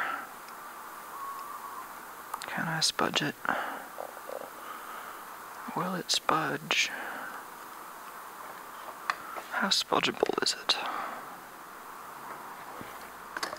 Oops. How do I do this? I'm just really worried about breaking this.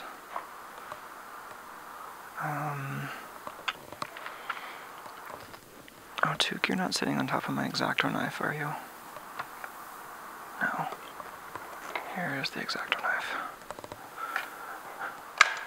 Let's put that away.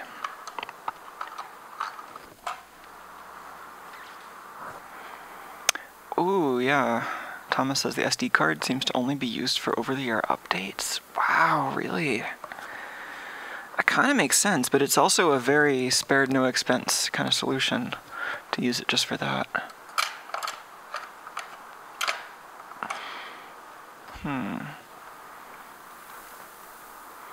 Tuco, are you going to open it for me? I wouldn't say no to that. Oh, Tuk. Don't lick the sensors, honey. It's probably lead-free, but...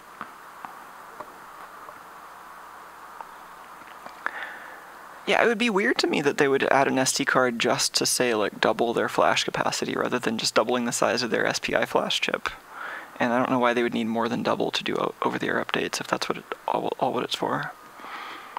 My first thought when I saw the SD card was, oh, they want to be able to, like, store a lot of, like, logged sensor readings. But, I don't know.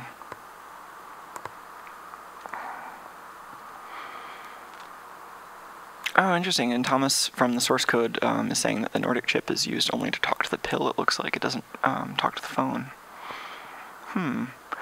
Oh, interesting. So maybe, so the 51822, that can speak BLE, but it can also speak just like Nordic's lower level FSK protocols. So they could be using just like Nordic FSK of some variety to speak with the pill. Like they've got a slightly higher level protocol called Giselle, but you can also just send like GFSK packets on your own, and the hardware will give you a tiny header, basically. So that could be what they use, because that stuff is actually really nice and low power, so I could see it being really useful for something like their pill. And that would mean it's likely the pill actually runs the same chip as the Siftio cubes. It's probably an NRF24L01.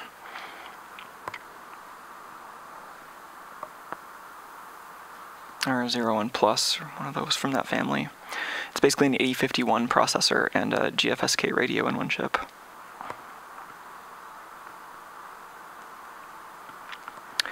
And then Dean's asking if that's why they're doing it, why would they do it with a programmable chip instead of just a like plain old GFSK transceiver, like the I'm forgetting the model numbers, but the one that's like from the 24L01 series without the processor, not the one with, oh, maybe the LE1, sorry. LE1 is the one with the processor, L01 is the one without, and the U something or other, something with a U in it has USB. I forget the exact model number. But okay, yeah, the 01 would be the one with just an SPI interface. And yeah, why wouldn't they use that? I mean, my assumption is that they were not cost limited, and so they chose something that would give them the most future flexibility without thinking about the software complexity they were signing themselves up for. That would be my guess, but maybe there's something else to it.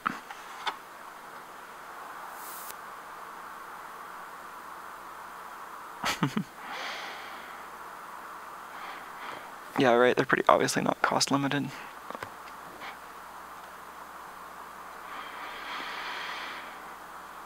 Alright, how do I get this apart? I mean, it's like obvious how I could get it apart, but how I get it apart without breaking it is slightly less obvious.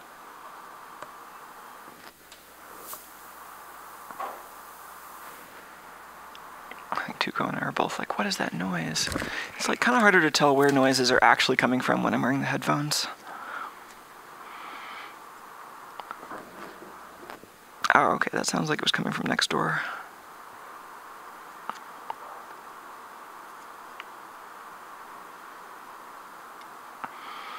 So I think I can apply some pressure and then use another tool, possibly my finger, to undo this latch. Probably not my finger. I think my fingernail will break off if I do that.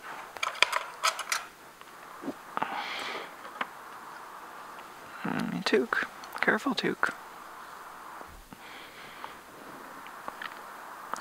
Where would I find a spudger that will not immediately damage this? Oh, how about this piece of wood? Let's try the piece of wood. It's like Tuco's gonna nom on the other end, and I was using that to clean something. Oh, don't eat this, Tuco, that's sharp.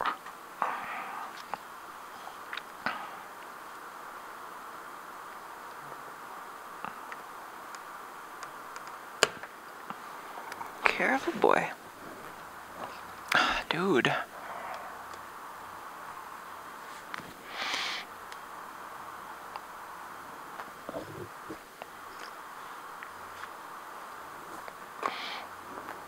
Maybe they wanted to be able to say that it uses Bluetooth LE while reserving the ability to use like the GFSK protocol to speak to the pill. I wonder if that's what was going on. Like, so far it looks like the hardware just leaves a lot of options open in the software, so we'll have to look at the firmware to see what they're actually doing.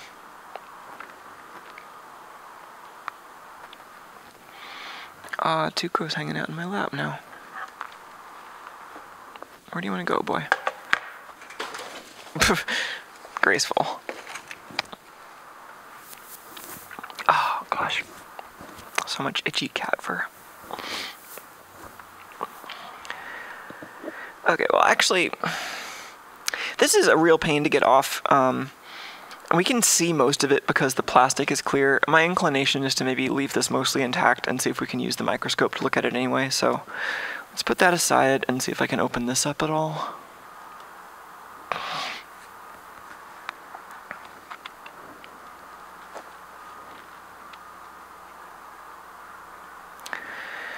So this was the bottom side. It's got a little adhesive pad, which is interesting. I think this might have been to kind of hold the flat flux cable in place. I can't think of another reason.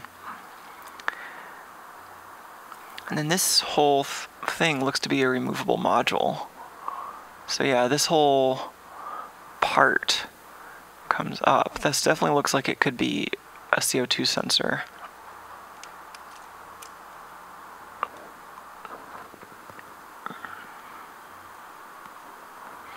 It's got a hole in the middle. That hole seemed to line up with, oh, it's got like sniffing tubes. So this kind of was a cartridge that fits in the middle. There's a continuous airflow path between this tube, this side, that tube, and out that side. And then that just kind of diffuses through these slits in the bottom, I guess. Interesting. So does this have some kind of air pump?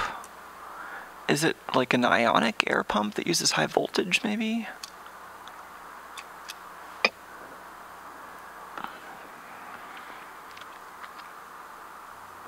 And then so like this is another kind of complicated piece of plastic, right? Like molding this would be a lot of work. Oh, interesting. So this looks like, cool, Microhex found a kind of common part that this might be. So we can definitely take a look at that too. And then this is the thing that I think we thought might be a speaker.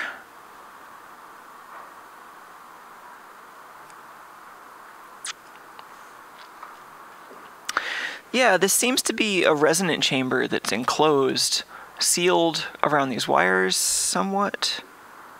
Yeah, it is actually sealed around the wires with a Dabo glue.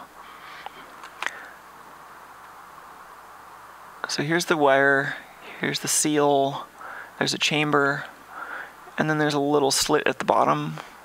This definitely looks like a speaker with a resonant chamber. Let's check the impedance.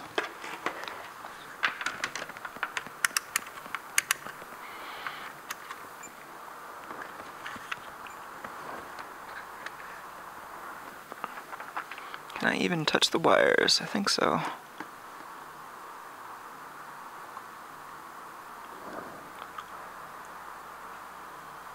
Yep, that's a speaker. Let's get that shot a little more in focus, maybe.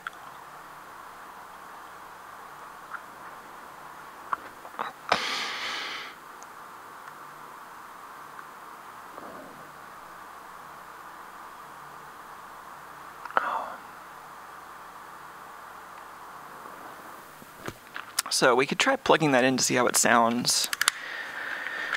I think I feel like just going to the microscope though, because that looks pretty straightforward.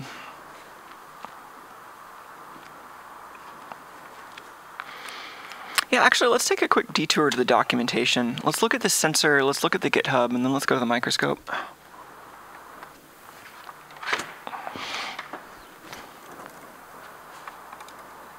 Let's see.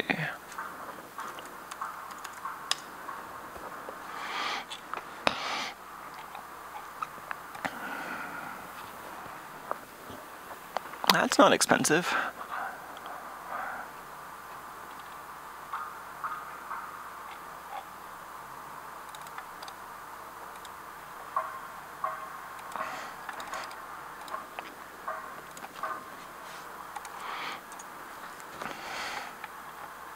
Oh, SparkFun has these. Optical air quality. So it's an IR LED and phototransistor pointed at an angle, looking for reflections from airborne particles.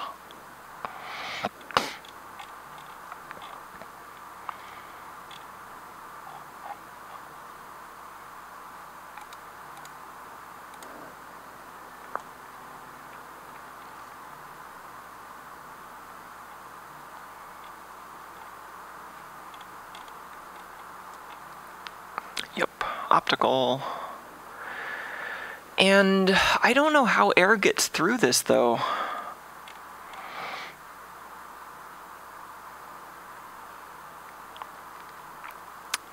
Like, is there some way that maybe like any kind of crosswind in the room would end up directing air into those tubes? Because I didn't see it. Like, how do they actually get air to move around? I don't see that part.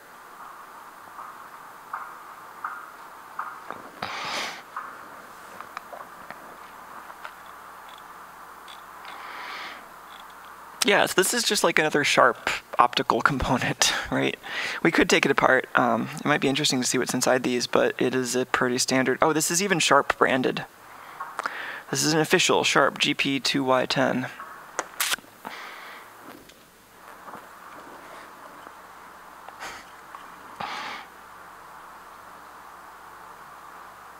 Yeah, let's see what they look like inside.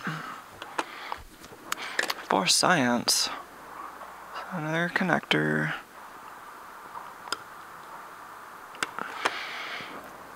Requires the single connector, multiple finger.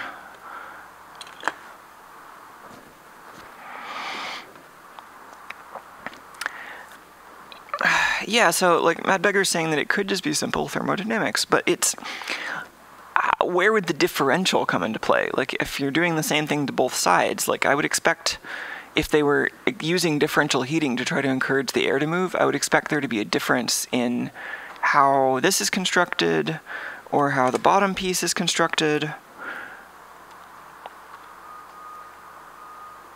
So what is the actual orientation here?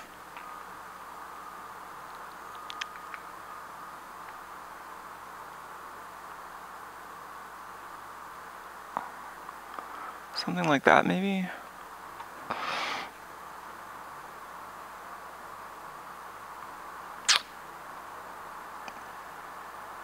Yeah, I don't see any features that would help air flow through this. Yeah, I mean, I would be suspicious that this doesn't actually have the ability to sample the air, really. But I don't know. I mean, it'd be interesting to see if this works. I just, it's not obvious to me that it works, is what I'm saying. It certainly might work, but it's not obvious that it does.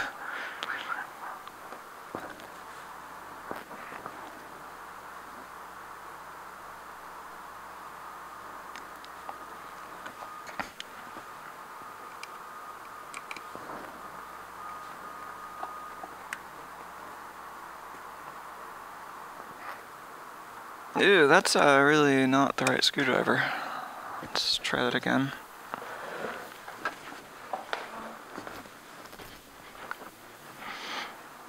Oh man, I feel really allergic to Tuco today. I should maybe go upstairs and take an allergy pill.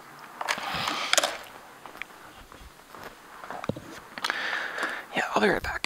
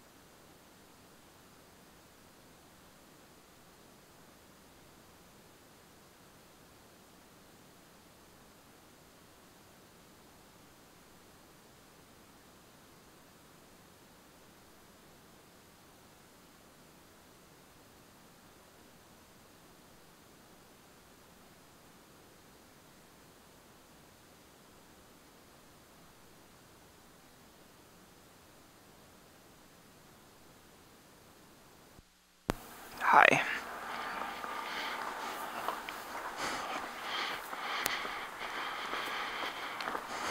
I think this will be an improvement.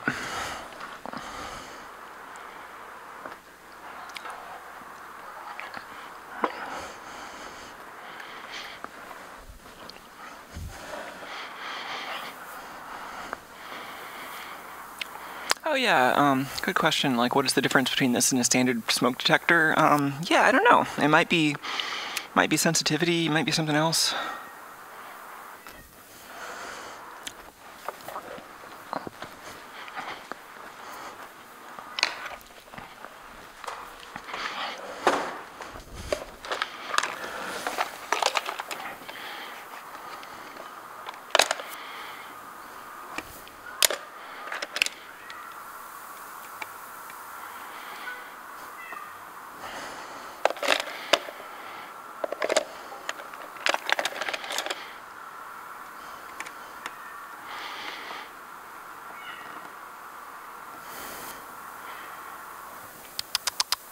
Tuco sounds like he wants me to come into the hall.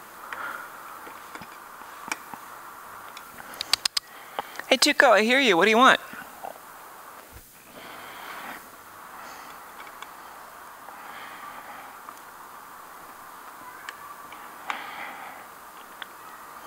Meow.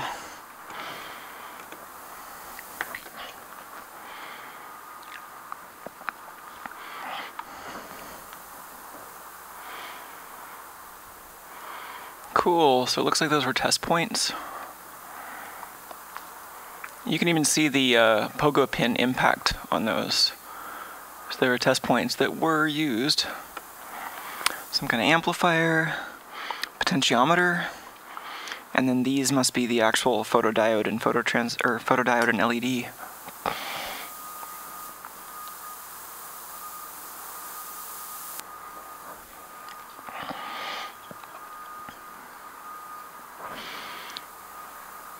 So the metal can up here does dual duty as an RF shield, and then this plastic is the kind of opaque medium that keeps the light from reflecting around inside.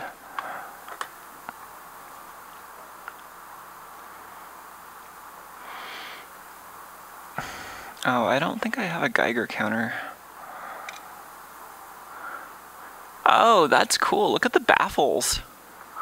So this is all about preventing unwanted reflections, I think, and really just keeping the light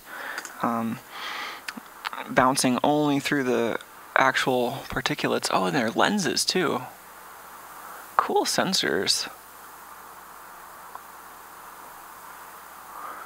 Lenses and baffles and all this kind of anti-reflective plastic.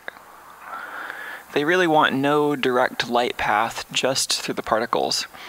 So, like, I think this is like a dump. Like, they want the light that goes through here to just like bounce around internally and not really escape. So it's like a little light trap. I'm guessing this is the transmitter and that's the receiver. So the transmitter fires light through here. The direct light just kind of bounces around in here and gets absorbed. And then the reflections end up over here, but what if it was the other way around? If it was the other way around, it kind of seems like that would bounce kind of back toward here. I don't know. But yeah, that's the inside of the sensor.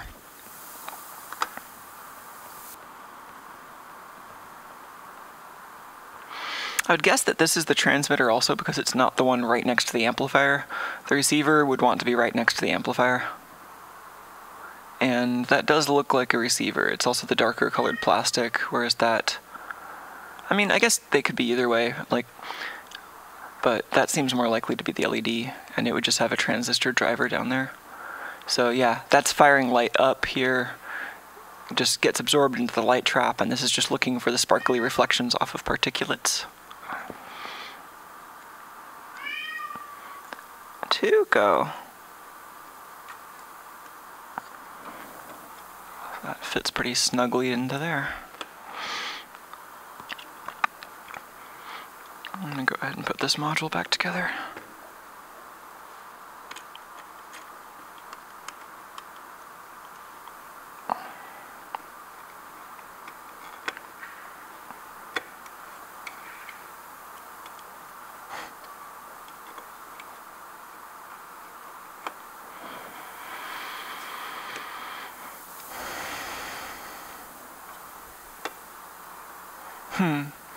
Oh yeah, Nick says some of these sensors are really cool inside. I did a teardown of the Nest smoke detector when it came out, and it has a circular version of this style sensor. Oh, that's great. I think I missed that. I'll have to make sure to catch that. Oh, that was the sensor. I think it's time to go to the microscope. Let me turn on the microscope recorder, because I often don't do that, and then I just end up having to edit the footage from the stream archive. Like, I've got a local stream archive that's high bitrate, and that's not a big deal, but I really enjoy having the full screen microscope footage when I remember to turn that one on, because it's just so nice and crisp. High quality deinterlacing. I just have to remember which computer is supposed to be doing the recording.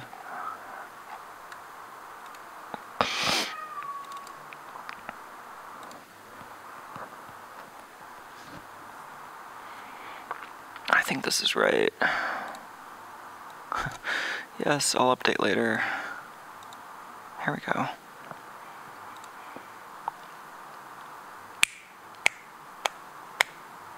Okay, microscope is recording.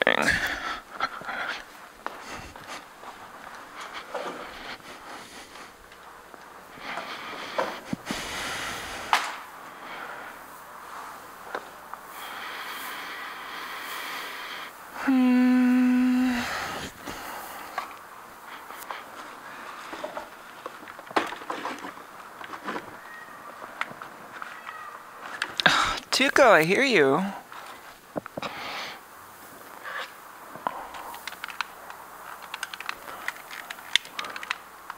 I hate this controller going to sleep. It takes so long to wake up. I feel like I keep mashing the buttons until it's awake.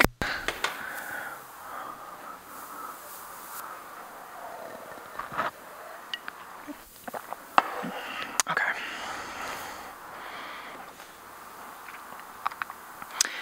So, where to start? Let's just look at this bottom board first, since it was simple, and then the two main boards are the flex assembly and the rigid PCB. So this bottom board is a flex rigid assembly.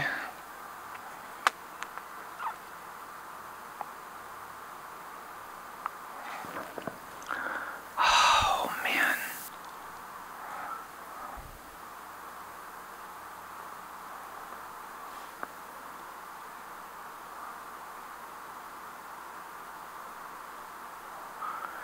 So yeah, you might be able to see there that the flex PCB is sandwiched in between the two layers, or the two kind of fiberglass plies there. And then all throughout here, the center of this whole assembly is made of that flex PCB material. So this whole assembly is basically a flex PCB that's been laminated with two rigid PCBs, and then it looks like they routed out some tabs to separate the rigid PCBs. It's a lot of assembly work. And then are these like addressable LEDs, or is there a separate driver, I wonder? Looks like they would be addressable LEDs, because I'm only seeing ground, power, and what looks like data here. So is this just like a really nice APA 102 ring, maybe? Let's look at what's under here. Yeah. This looks like an APA 102 system.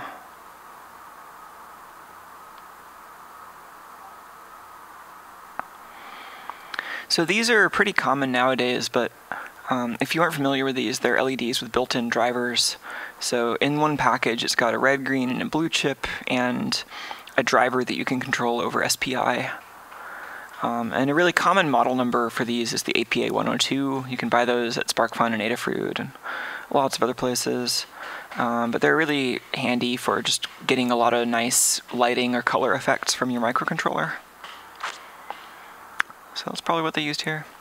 You don't see them in that many consumer products, because usually it's more cost effective to just hook an RGB LED directly up to a microcontroller. But for this big ring, it probably made more sense to do it this way than with a separate driver for them, at least.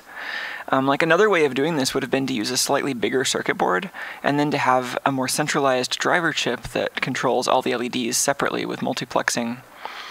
And that's often more cost effective, I would think, but takes up more space, and so this lets them fit it in a smaller area.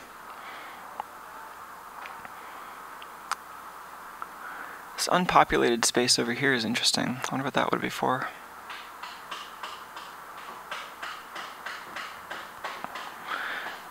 Is that like maybe a level shifter circuit? It's also double layer flex. So like there's a back and a front layer on the flex. I assume one side is maybe all ground or all shielding, and then the other side has these two presumably power traces. So then we can see the USB. Is that the same? Is that the flex material poking through? No, that's the underside of a QR code sticker. What are these traces? That kind of looks like a unused spot for like a electrolytic surface mount cap, but they could be test points. Button. What is that? It's right underneath what I think is a microphone. I'm not sure what this is either. The C102 over here. Could that be a humidity sensor?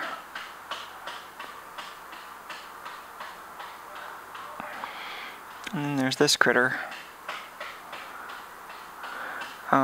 That one looks like a power switching device of some kind.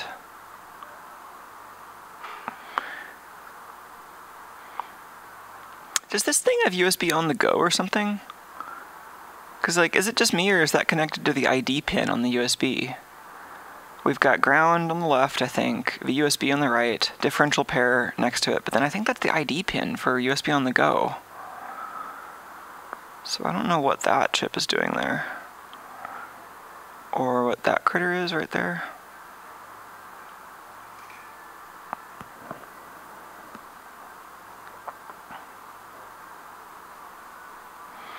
And where does the USB go? Like, I'm assuming this chip is some kind of USB protection chip. So maybe they're doing some, like, protection on the ID pin, but I don't know why otherwise they would need it. Because I wouldn't expect this device to have the ability to act as a USB host. And then that just seems to go to internal layers, or does it?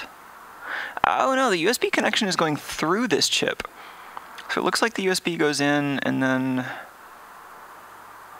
Oh no, I'm still wrong. Okay, I don't know why this second set of vias is here. So the USB comes in, then there's one row of 3 vias, there's another row of 3 vias right here, and then the chip. And over here, the top row of 3 vias don't go anywhere obvious. The bottom row of 3 vias, this looks like the actual USB twisted pair going through some series termination resistors.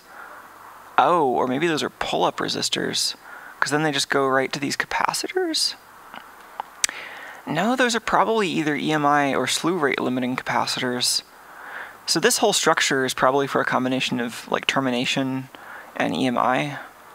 And then the actual USB twisted pair goes through here onto another long cable. Interesting. This must have involved some really tricky design to keep it from, or to make sure they could pass FCC testing with all this cabling internally.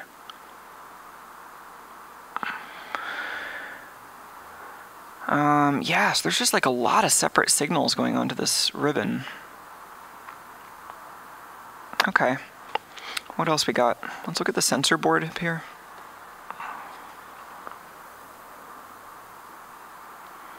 So that's, I think, a gesture sensor. I think I recognize that. What is that? ABF V6. Can we search for that anywhere?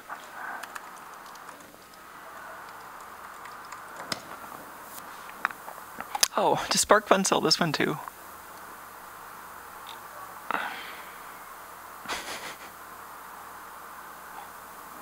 I don't think this is quite the same one.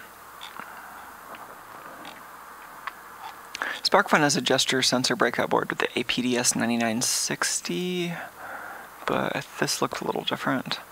I just googled for ABF V6 gesture sensor because that's what's written on it, and that was the first hit, but I don't think it's actually related.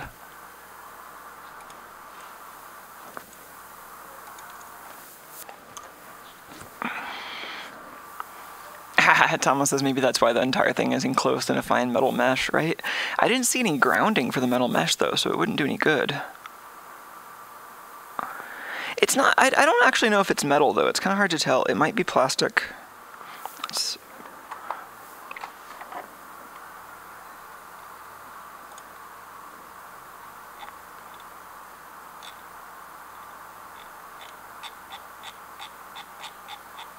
Yeah, I don't know what the sensor is. I can get a closer look, though.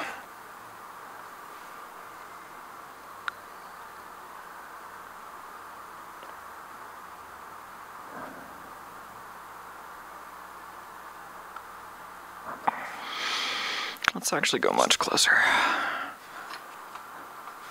Just need to clamp this board more properly.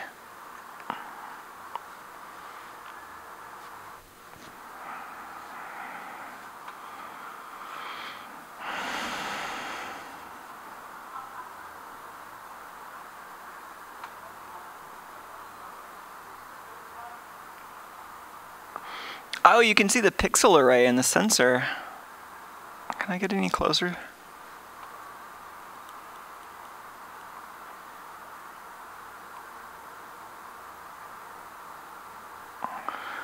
Pardon the hair.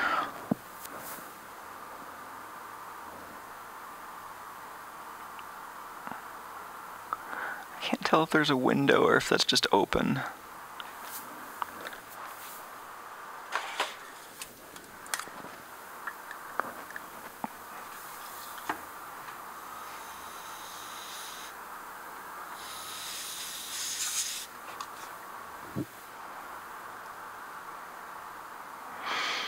So getting this close, you almost need focus stacking. So it's a little hard to see what's going on, but you can see some kind of lead frame, maybe a die, which mostly looks like a 4x4 grid with a Bayer pattern. Like, it does look like those are red, green, and blue filters, if I'm not mistaken. So it's like a 4x4 pixel camera.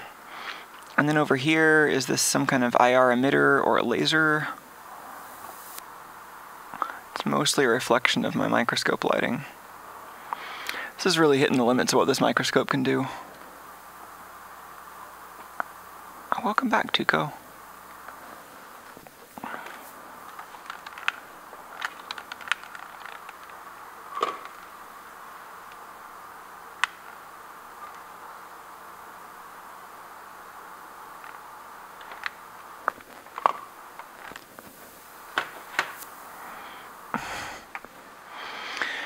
Oh, Tuke, you're not in the way at all, no. Wow, he's just completely in the way now.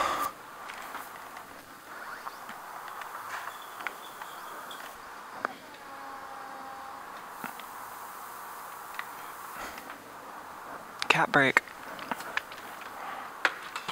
Yeah, so let me know if anybody has ideas for exactly which sensor this is, but it looks like it's some kind of like hand gesture kind of sensor that maybe has like, that thing on the left is either going to be an IR LED or a vertical emission laser, and then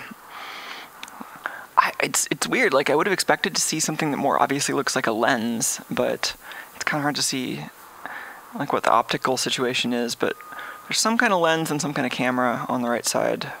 Both are probably very minimal.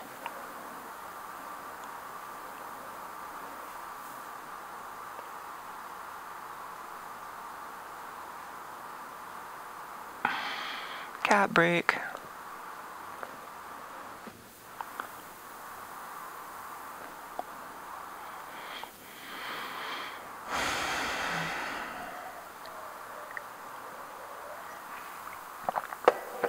What do you want, Tuco?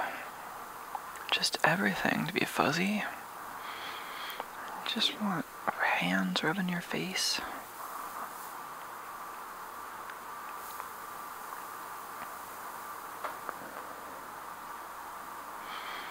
He's a sweet cat.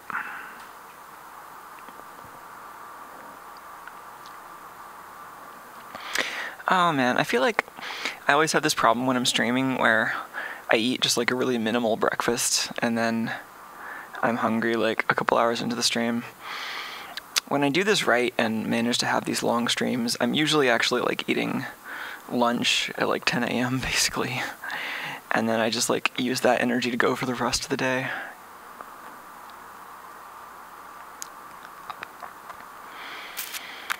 Oh, that's cool. There's Steven has a scanlime-in-progress indicator. I'll have to take a look at that.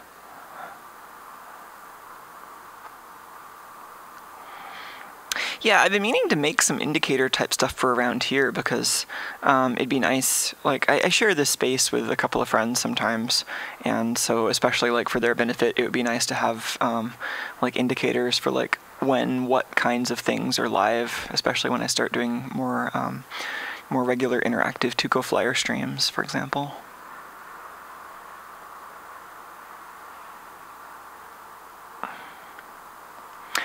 Okay, so Arsenio is saying that looks kind of like a gesture sensor that doesn't use a typical lens, but just kind of has some like shaped.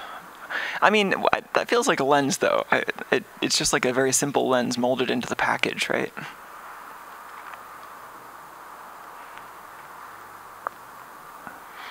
But yeah, maybe more like a contact image sensor than like a typical CMOS sensor kind of thing.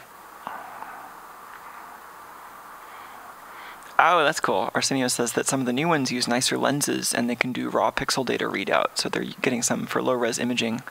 Yeah, I remember feeling that way about like optical mouse sensors, because some of those let you read out the raw pixels, and it seems like with better optics you could maybe use that for tracking optical flow at far distances. But that's actually more of a common thing now, because like quadcopters actually want to do that more often. It used to be more of a niche application.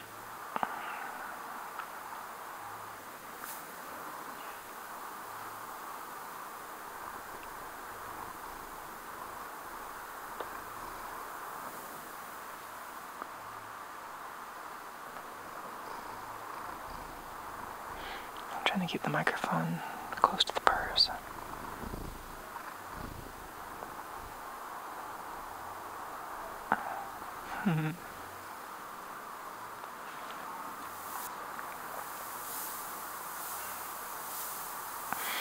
Yeah, sure.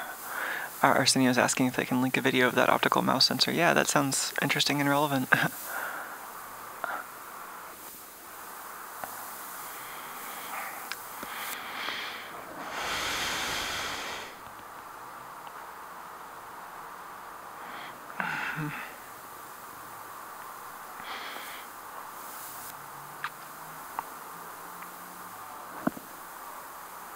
Tuco is so chill about just, just like leaning into my hand, just wanting me to rub his face all over.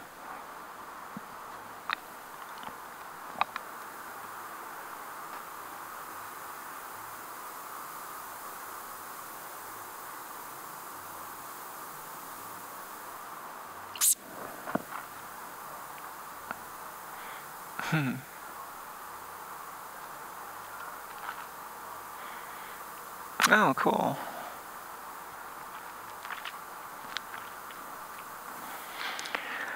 Oh, it looks like we've got some other kind of optical thing here, too. What was that? This is the other, what looked like an optical sensor that I'm guessing is ambient light, but not really sure. Huh. I don't know what's going on there.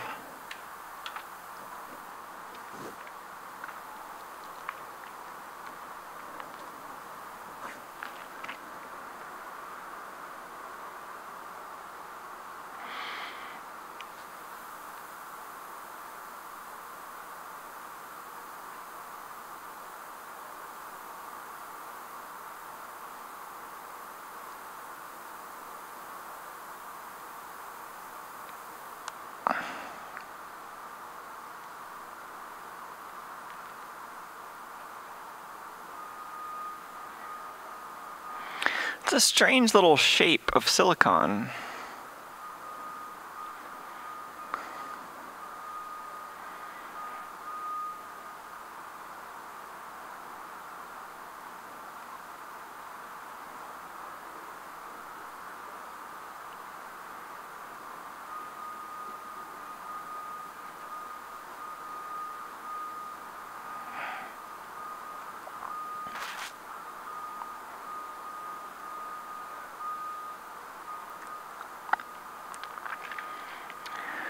Huh, this one seems like, I mean, it's really hard to tell at this resolution, but it almost looks like it has some active circuitry that's covered with a mask and then like openings in the mask. But it's really hard to tell what that's doing there.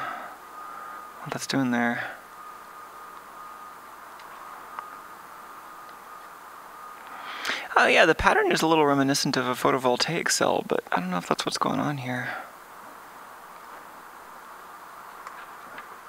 I'm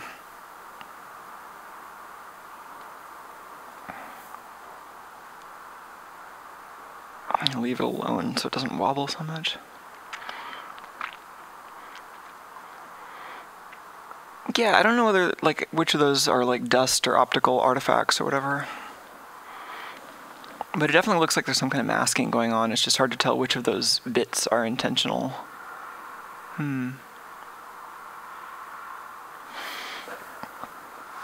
Yeah, it is strange.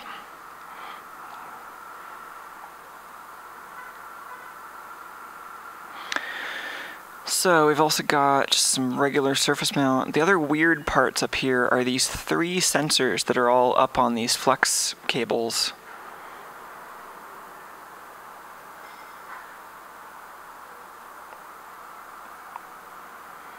Are these microphones? Was that one on the bottom not a microphone?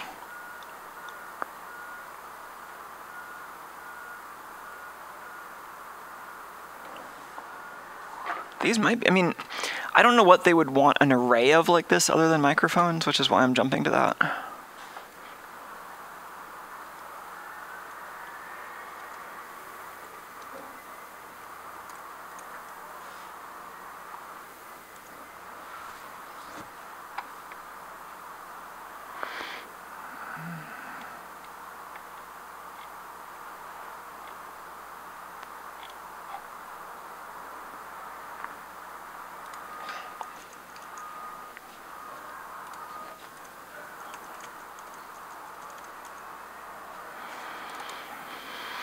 Just like searching for some of these markings and not finding much yet.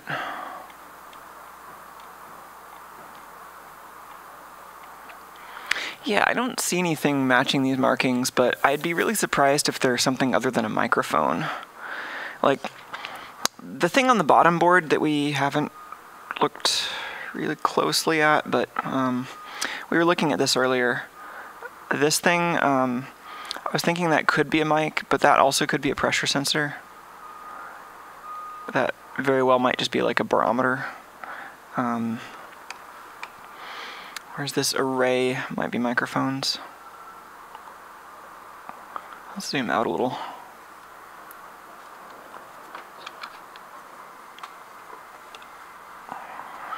And it's also possible they're all microphones, just different kinds of microphones, but that there's a pressure sensor somewhere on this thing, right?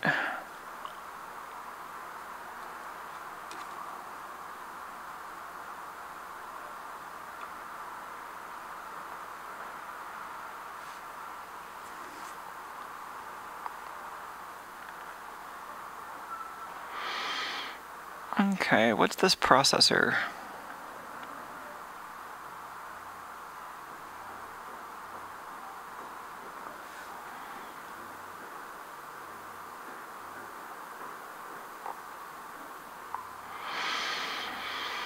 Also, we've got this. This board is the MB15226. Shielded flex cable.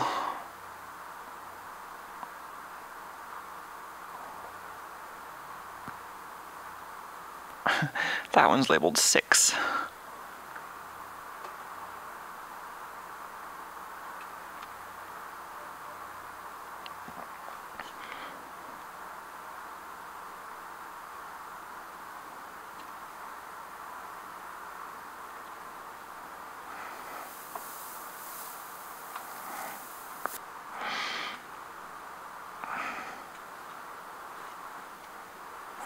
Just getting a different angle on this to see if I can read the text. TI.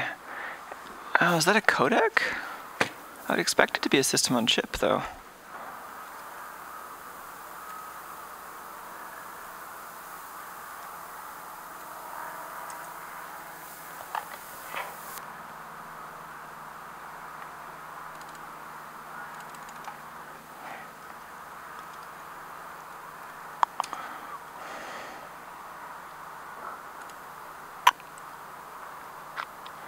This is a codec.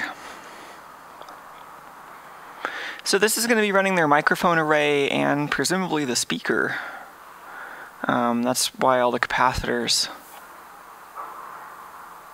Yeah, the part number is AIC32, or at least that's the part of it. It's TLV320 AIC3263. Stereo audio D to A, stereo audio A to D, headphone driver.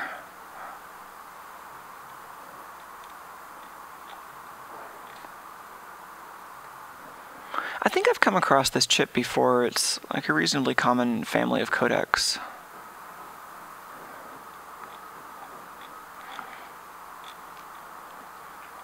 It's unclear whether this would be running all the microphones.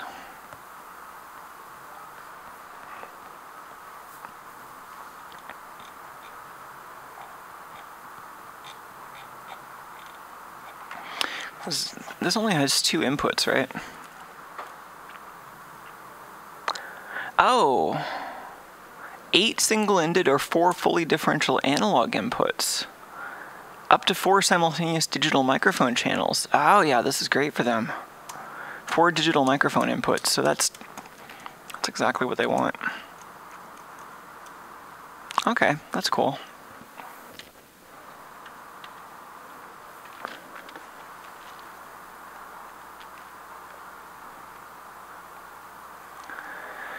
So yeah, so just to reiterate, our current best guess here is that these 3 things that are up on the stand are directional microphones. This is the audio codec chip, which also includes the amplifier that actually drives the speaker. So all the capacitors here are providing power and DC blocking, I assume. Some unpopulated surface mount stuff around here. What's on the back side of that?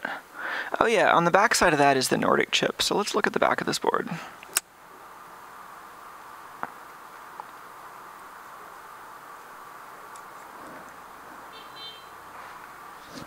Oh cool, the repos also have schematics. Oh, that's great.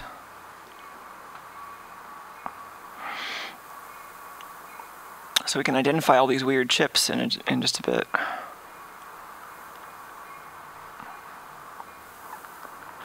Is that an antenna under the plastic?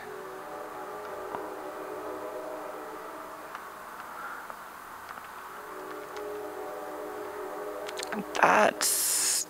Oh, okay, the antenna is under this part that I was prying at with my spudger. That's why it's kind of wide.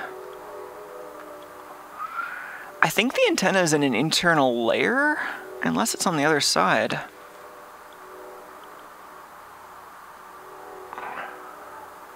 Oh, that looks like the antenna.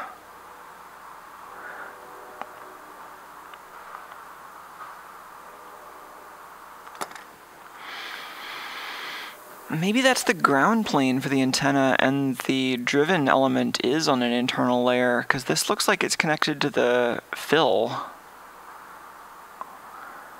Right? Like, I think that's ground. So I think that might be the ground plane behind the antenna up there.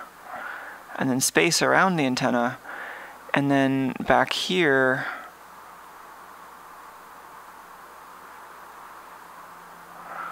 This is the antenna feed line. You can see it going past the socket up here through some like matching capacitors, I guess.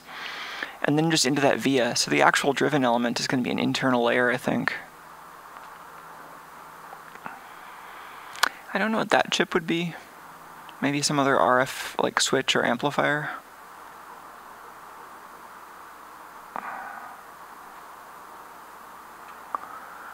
That part on the left is, I think, a 32 kilohertz crystal. And the one on the right is a higher frequency crystal, 16 megahertz. You can actually see the tuning fork element in there for the 32 kilohertz crystal. That's great. I saw a weird question a little while ago where someone was wondering like what physical property makes quartz like resonate at 32.4 0.768 kilohertz. It's like, well, actually it isn't a physical property. It's like tuned for that during manufacture, just like a tuning fork, by shaping it.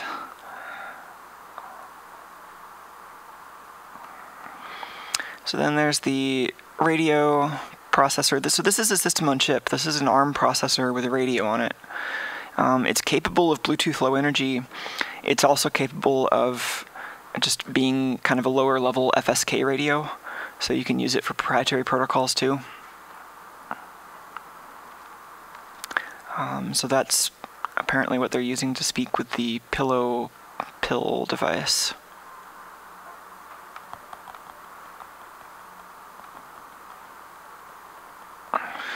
That's the speaker.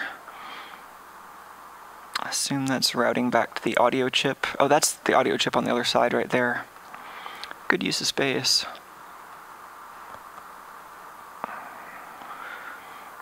That's probably debugging for the system on chip over here.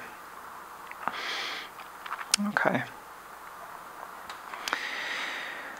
Oh, what to look at next? So we've looked at the sensor board, the LED board.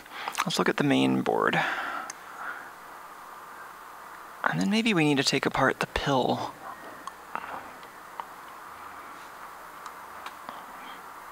Okay, so this is the, what side is this? I think this would be the top side. Because this blue flex here, the one with the blue Sharpie, is the one that leads to the sensor board. And then this other flex down here, the one that's press fit, leads to the LED and USB and fewer sensor board. So there's some flash. 25R323 or 3235. Let's just look at this side first. So this is the top side. Connector slightly out of focus. Let me fix that. I don't know what this one is. This one's got pads on the sides that kind of maybe imply that, well, I don't know if that means anything. Like, it could mean like heat sinking or power handling, or it could just be the convenient QFN arrangement that they wanted. That's a TI part though, so that might be easy to find.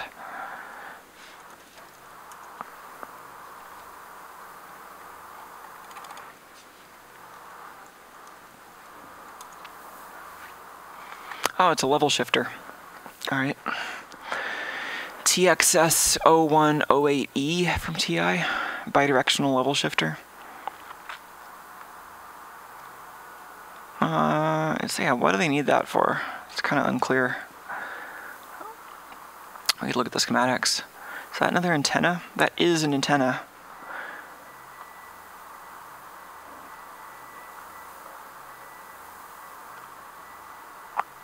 Is that a crystal? I'm not sure what that whitish part is. Could be a crystal or some kind of matching component, or maybe a sensor. I don't know. It could be anything as far as I know right now. And then these go to the CO2 sensor. Oh, maybe the level shifters for the CO2 sensor?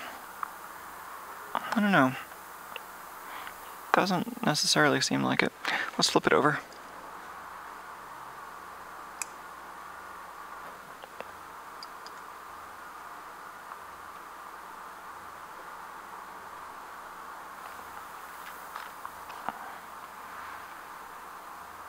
It's got their logo on the silk screen.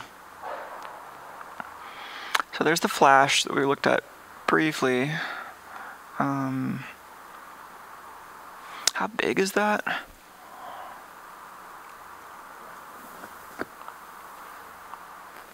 It would help if I typed in the number right.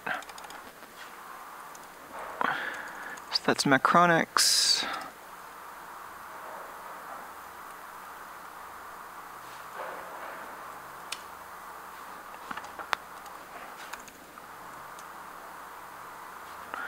Oh, I'm just typoing everything here today. There we go. Serial NOR flash, yes.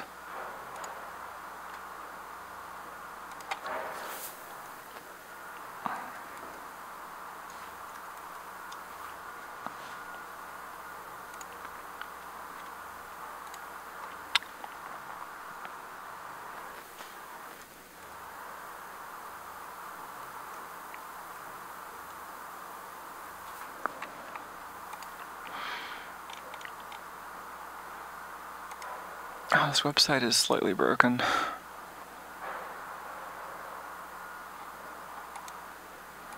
I'm like on Micronix's website, which you'd think would actually give you this information, but...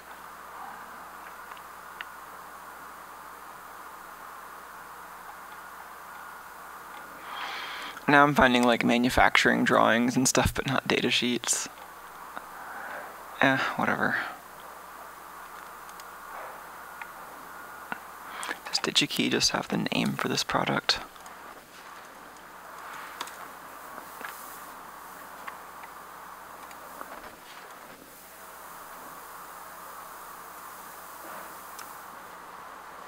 Yes. DigiKey, more reliable here. Yes, this is 4 megabytes, 32 megabits.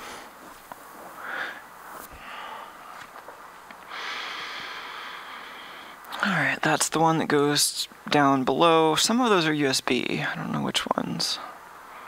And then that's the main processor. CC3220. Does that have Wi-Fi?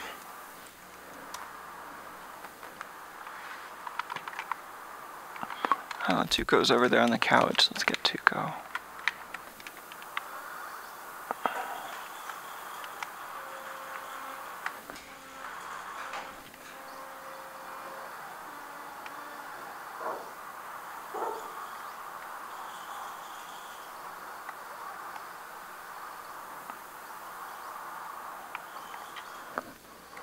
Hi there, cat. We'll just put that camera right there.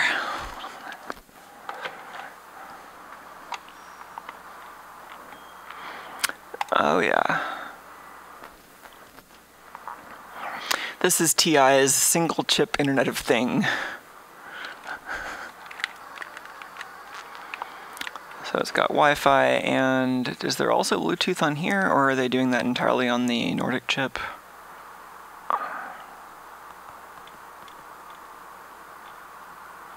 This looks like it's just Wi-Fi. Alright. So Wi-Fi is on the main chip, Bluetooth is on the sub-chip. Unclear whether or not they need to talk directly to anybody's phone, or if the Bluetooth is just for speaking to the pill.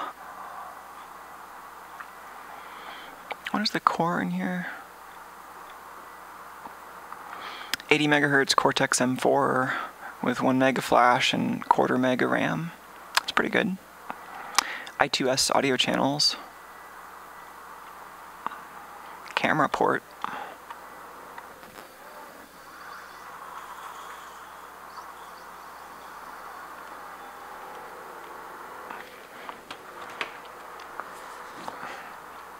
Yeah, that's a good chip.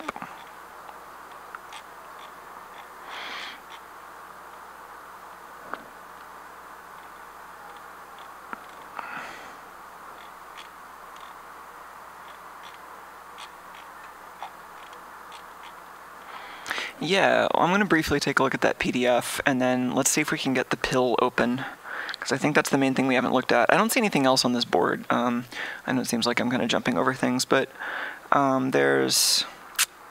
what is that? That looks like it could be a voltage regulator or a load switch or something. I don't know. Crystal. 40 megahertz crystal.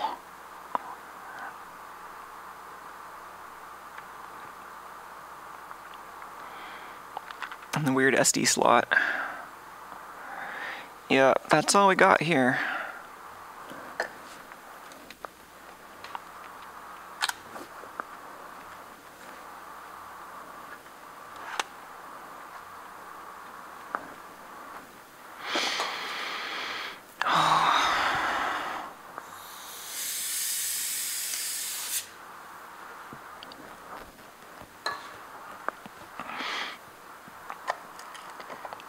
So here's the pill.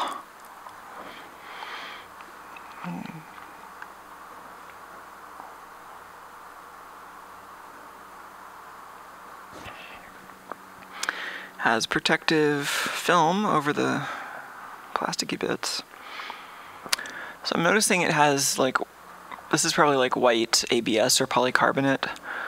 Probably ABS. And then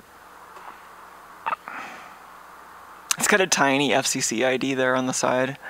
And then this feels like a slightly softer but still relatively firm plastic.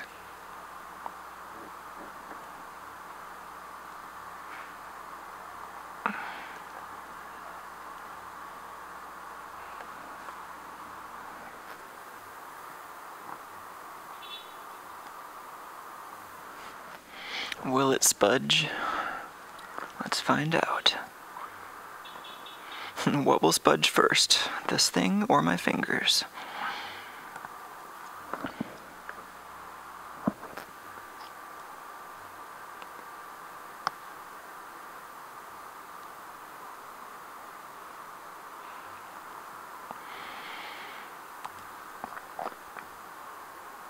I can't tell if this is the right way in. Seems like it. Yeah, look at that. Let's take off this protective film. Who am I kidding?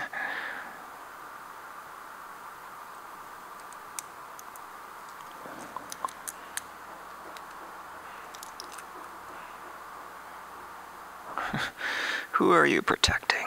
And from what? At what cost?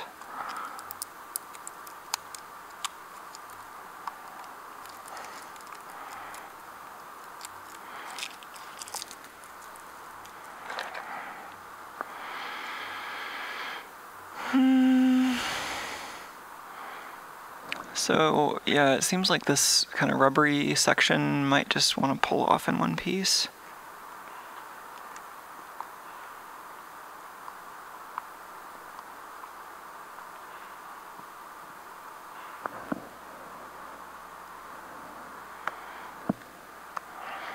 Oh, this is exciting to have PDFs of the schematics. Like, so I used to work for Siftio, which was also a startup that made a product that didn't have much of a market fit and then shut down. But I got them to at least release the source code as open source. They didn't release the schematics, but it's funny, I've actually been getting emails lately from some Chinese company who's trying to clone it based on the open source release. And it's pretty clear that they just paid someone to copy the circuit board design. But I've been getting questions, and like some of them were okay, but then like some of them are like questions that are completely misunderstanding how the firmware works, but also asking like, how do I change the logo image? Stuff like that. And it's like that particular combination of wanting to kind of like quite literally what they're asking is, how do I put my name on your work even though I don't understand it? Which is not really a question I'm that eager to answer. Like, it's open source, they can do it if they want, but I sure don't have to help. I'm happy to help them understand, but not just to put their name on it, you know. I'm sure it'll happen anyway, regardless of whether or not I help them, but, you know. In other news, it might be possible to buy badly cloned Siftio cubes at some point in the future, which could be nice.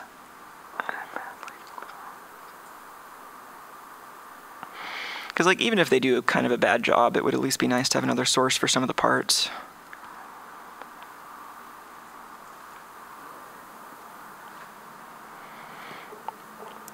Especially if it becomes like a thing that you can buy inexpensively and then run open source software on. That would be pretty cool. Like, if the cubes or something compatible were available cheaply, I would totally write an Arduino library to speak the wireless protocol. I think that would be really fun. And then you could send them graphics from wherever. You know, do pairing, read their sensors. You know, for better and for worse. Like, they don't have any security, really. It's designed to be a kid's toy, right? We didn't have the battery power for crypto and all the graphics. Feels like I've got this side mostly unconnected at the lip.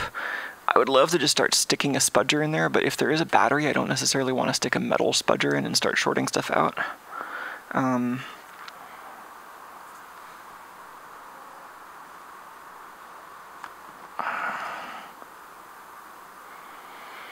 I could do the same treatment on the other side. See where that takes me. It's also tempting to cut this rubber. This is like tiring on the hands too. Oh, cool. I just saw the comments from Para in Twitch chat. I'm glad the streams are nice, and yeah, this is a this is like an extremely over-engineered, VC-funded sleep tracker toy that was on. Actually, no, this wasn't VC funded. This was Kickstarter funded, which is like indirect VC funding. It just feels very VC funded because usually it's the VC funded products that are like really eager to spend all the money they can.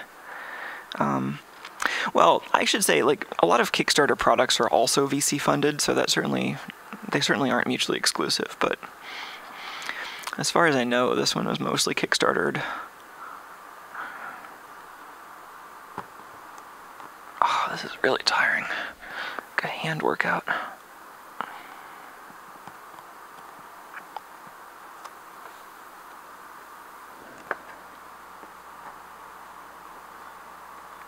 Whoa, is there actually a battery replacement procedure? Oh, that's cool. Let's take a look at that really quickly. Am I just completely doing this wrong?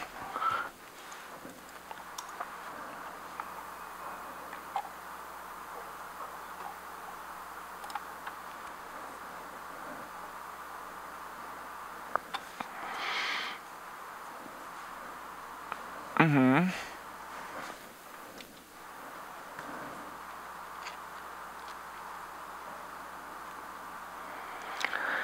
Oh, there's a lid.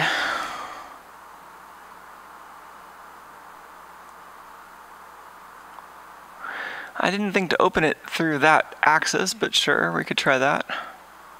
I don't know if that'll... I think I'm still going to have to go through this soft stuff to get to the actual electronics, but let's find out.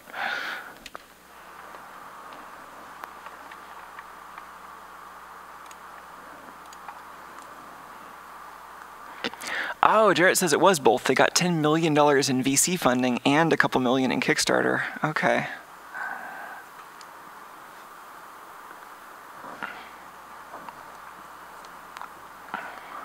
Wait, was there like a twist that I missed? It looked like it was more of a lift.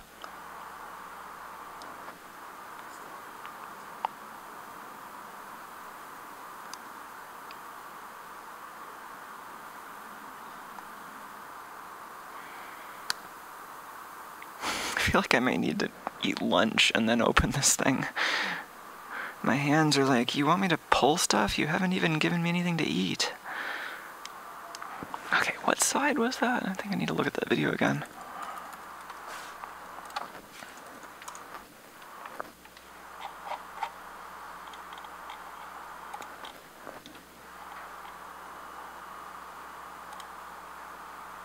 So they're looking at the side with the hello marking, and then just lifting it directly up.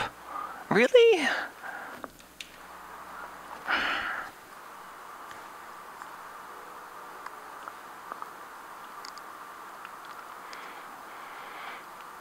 This is the side that I mostly haven't been prying at so much yet. This feels very glued. Maybe they might have changed it.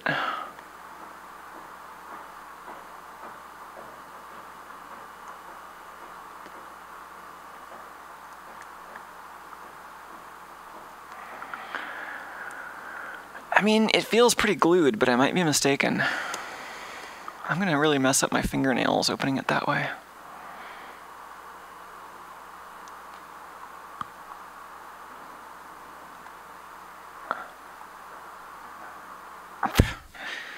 I feel like I'm just gonna like Hulk this thing apart and it'll just snap in two.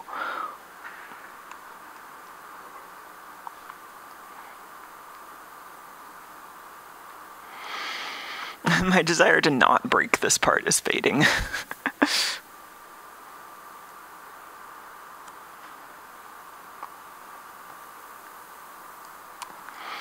Which might mean I need to eat lunch. I don't know. I could take a break and come back to this, but you know, I've always got the urge to do everything continuously and not stop.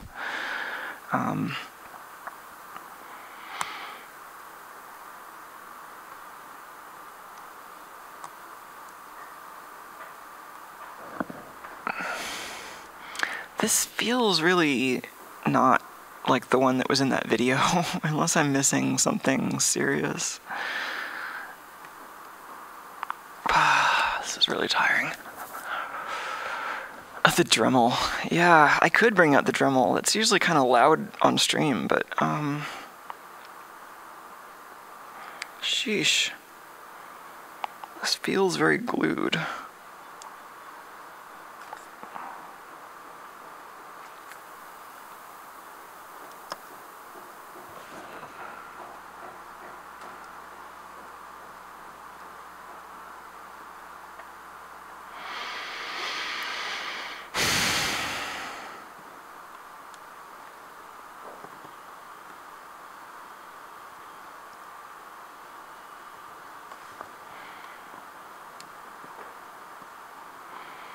Is that circuit board I spy?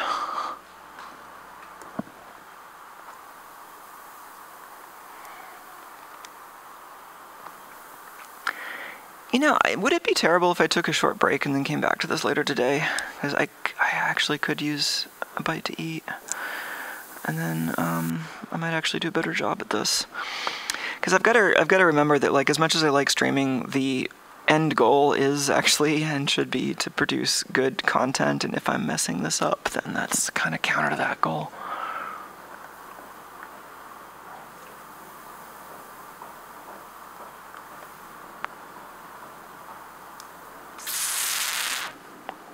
Okay.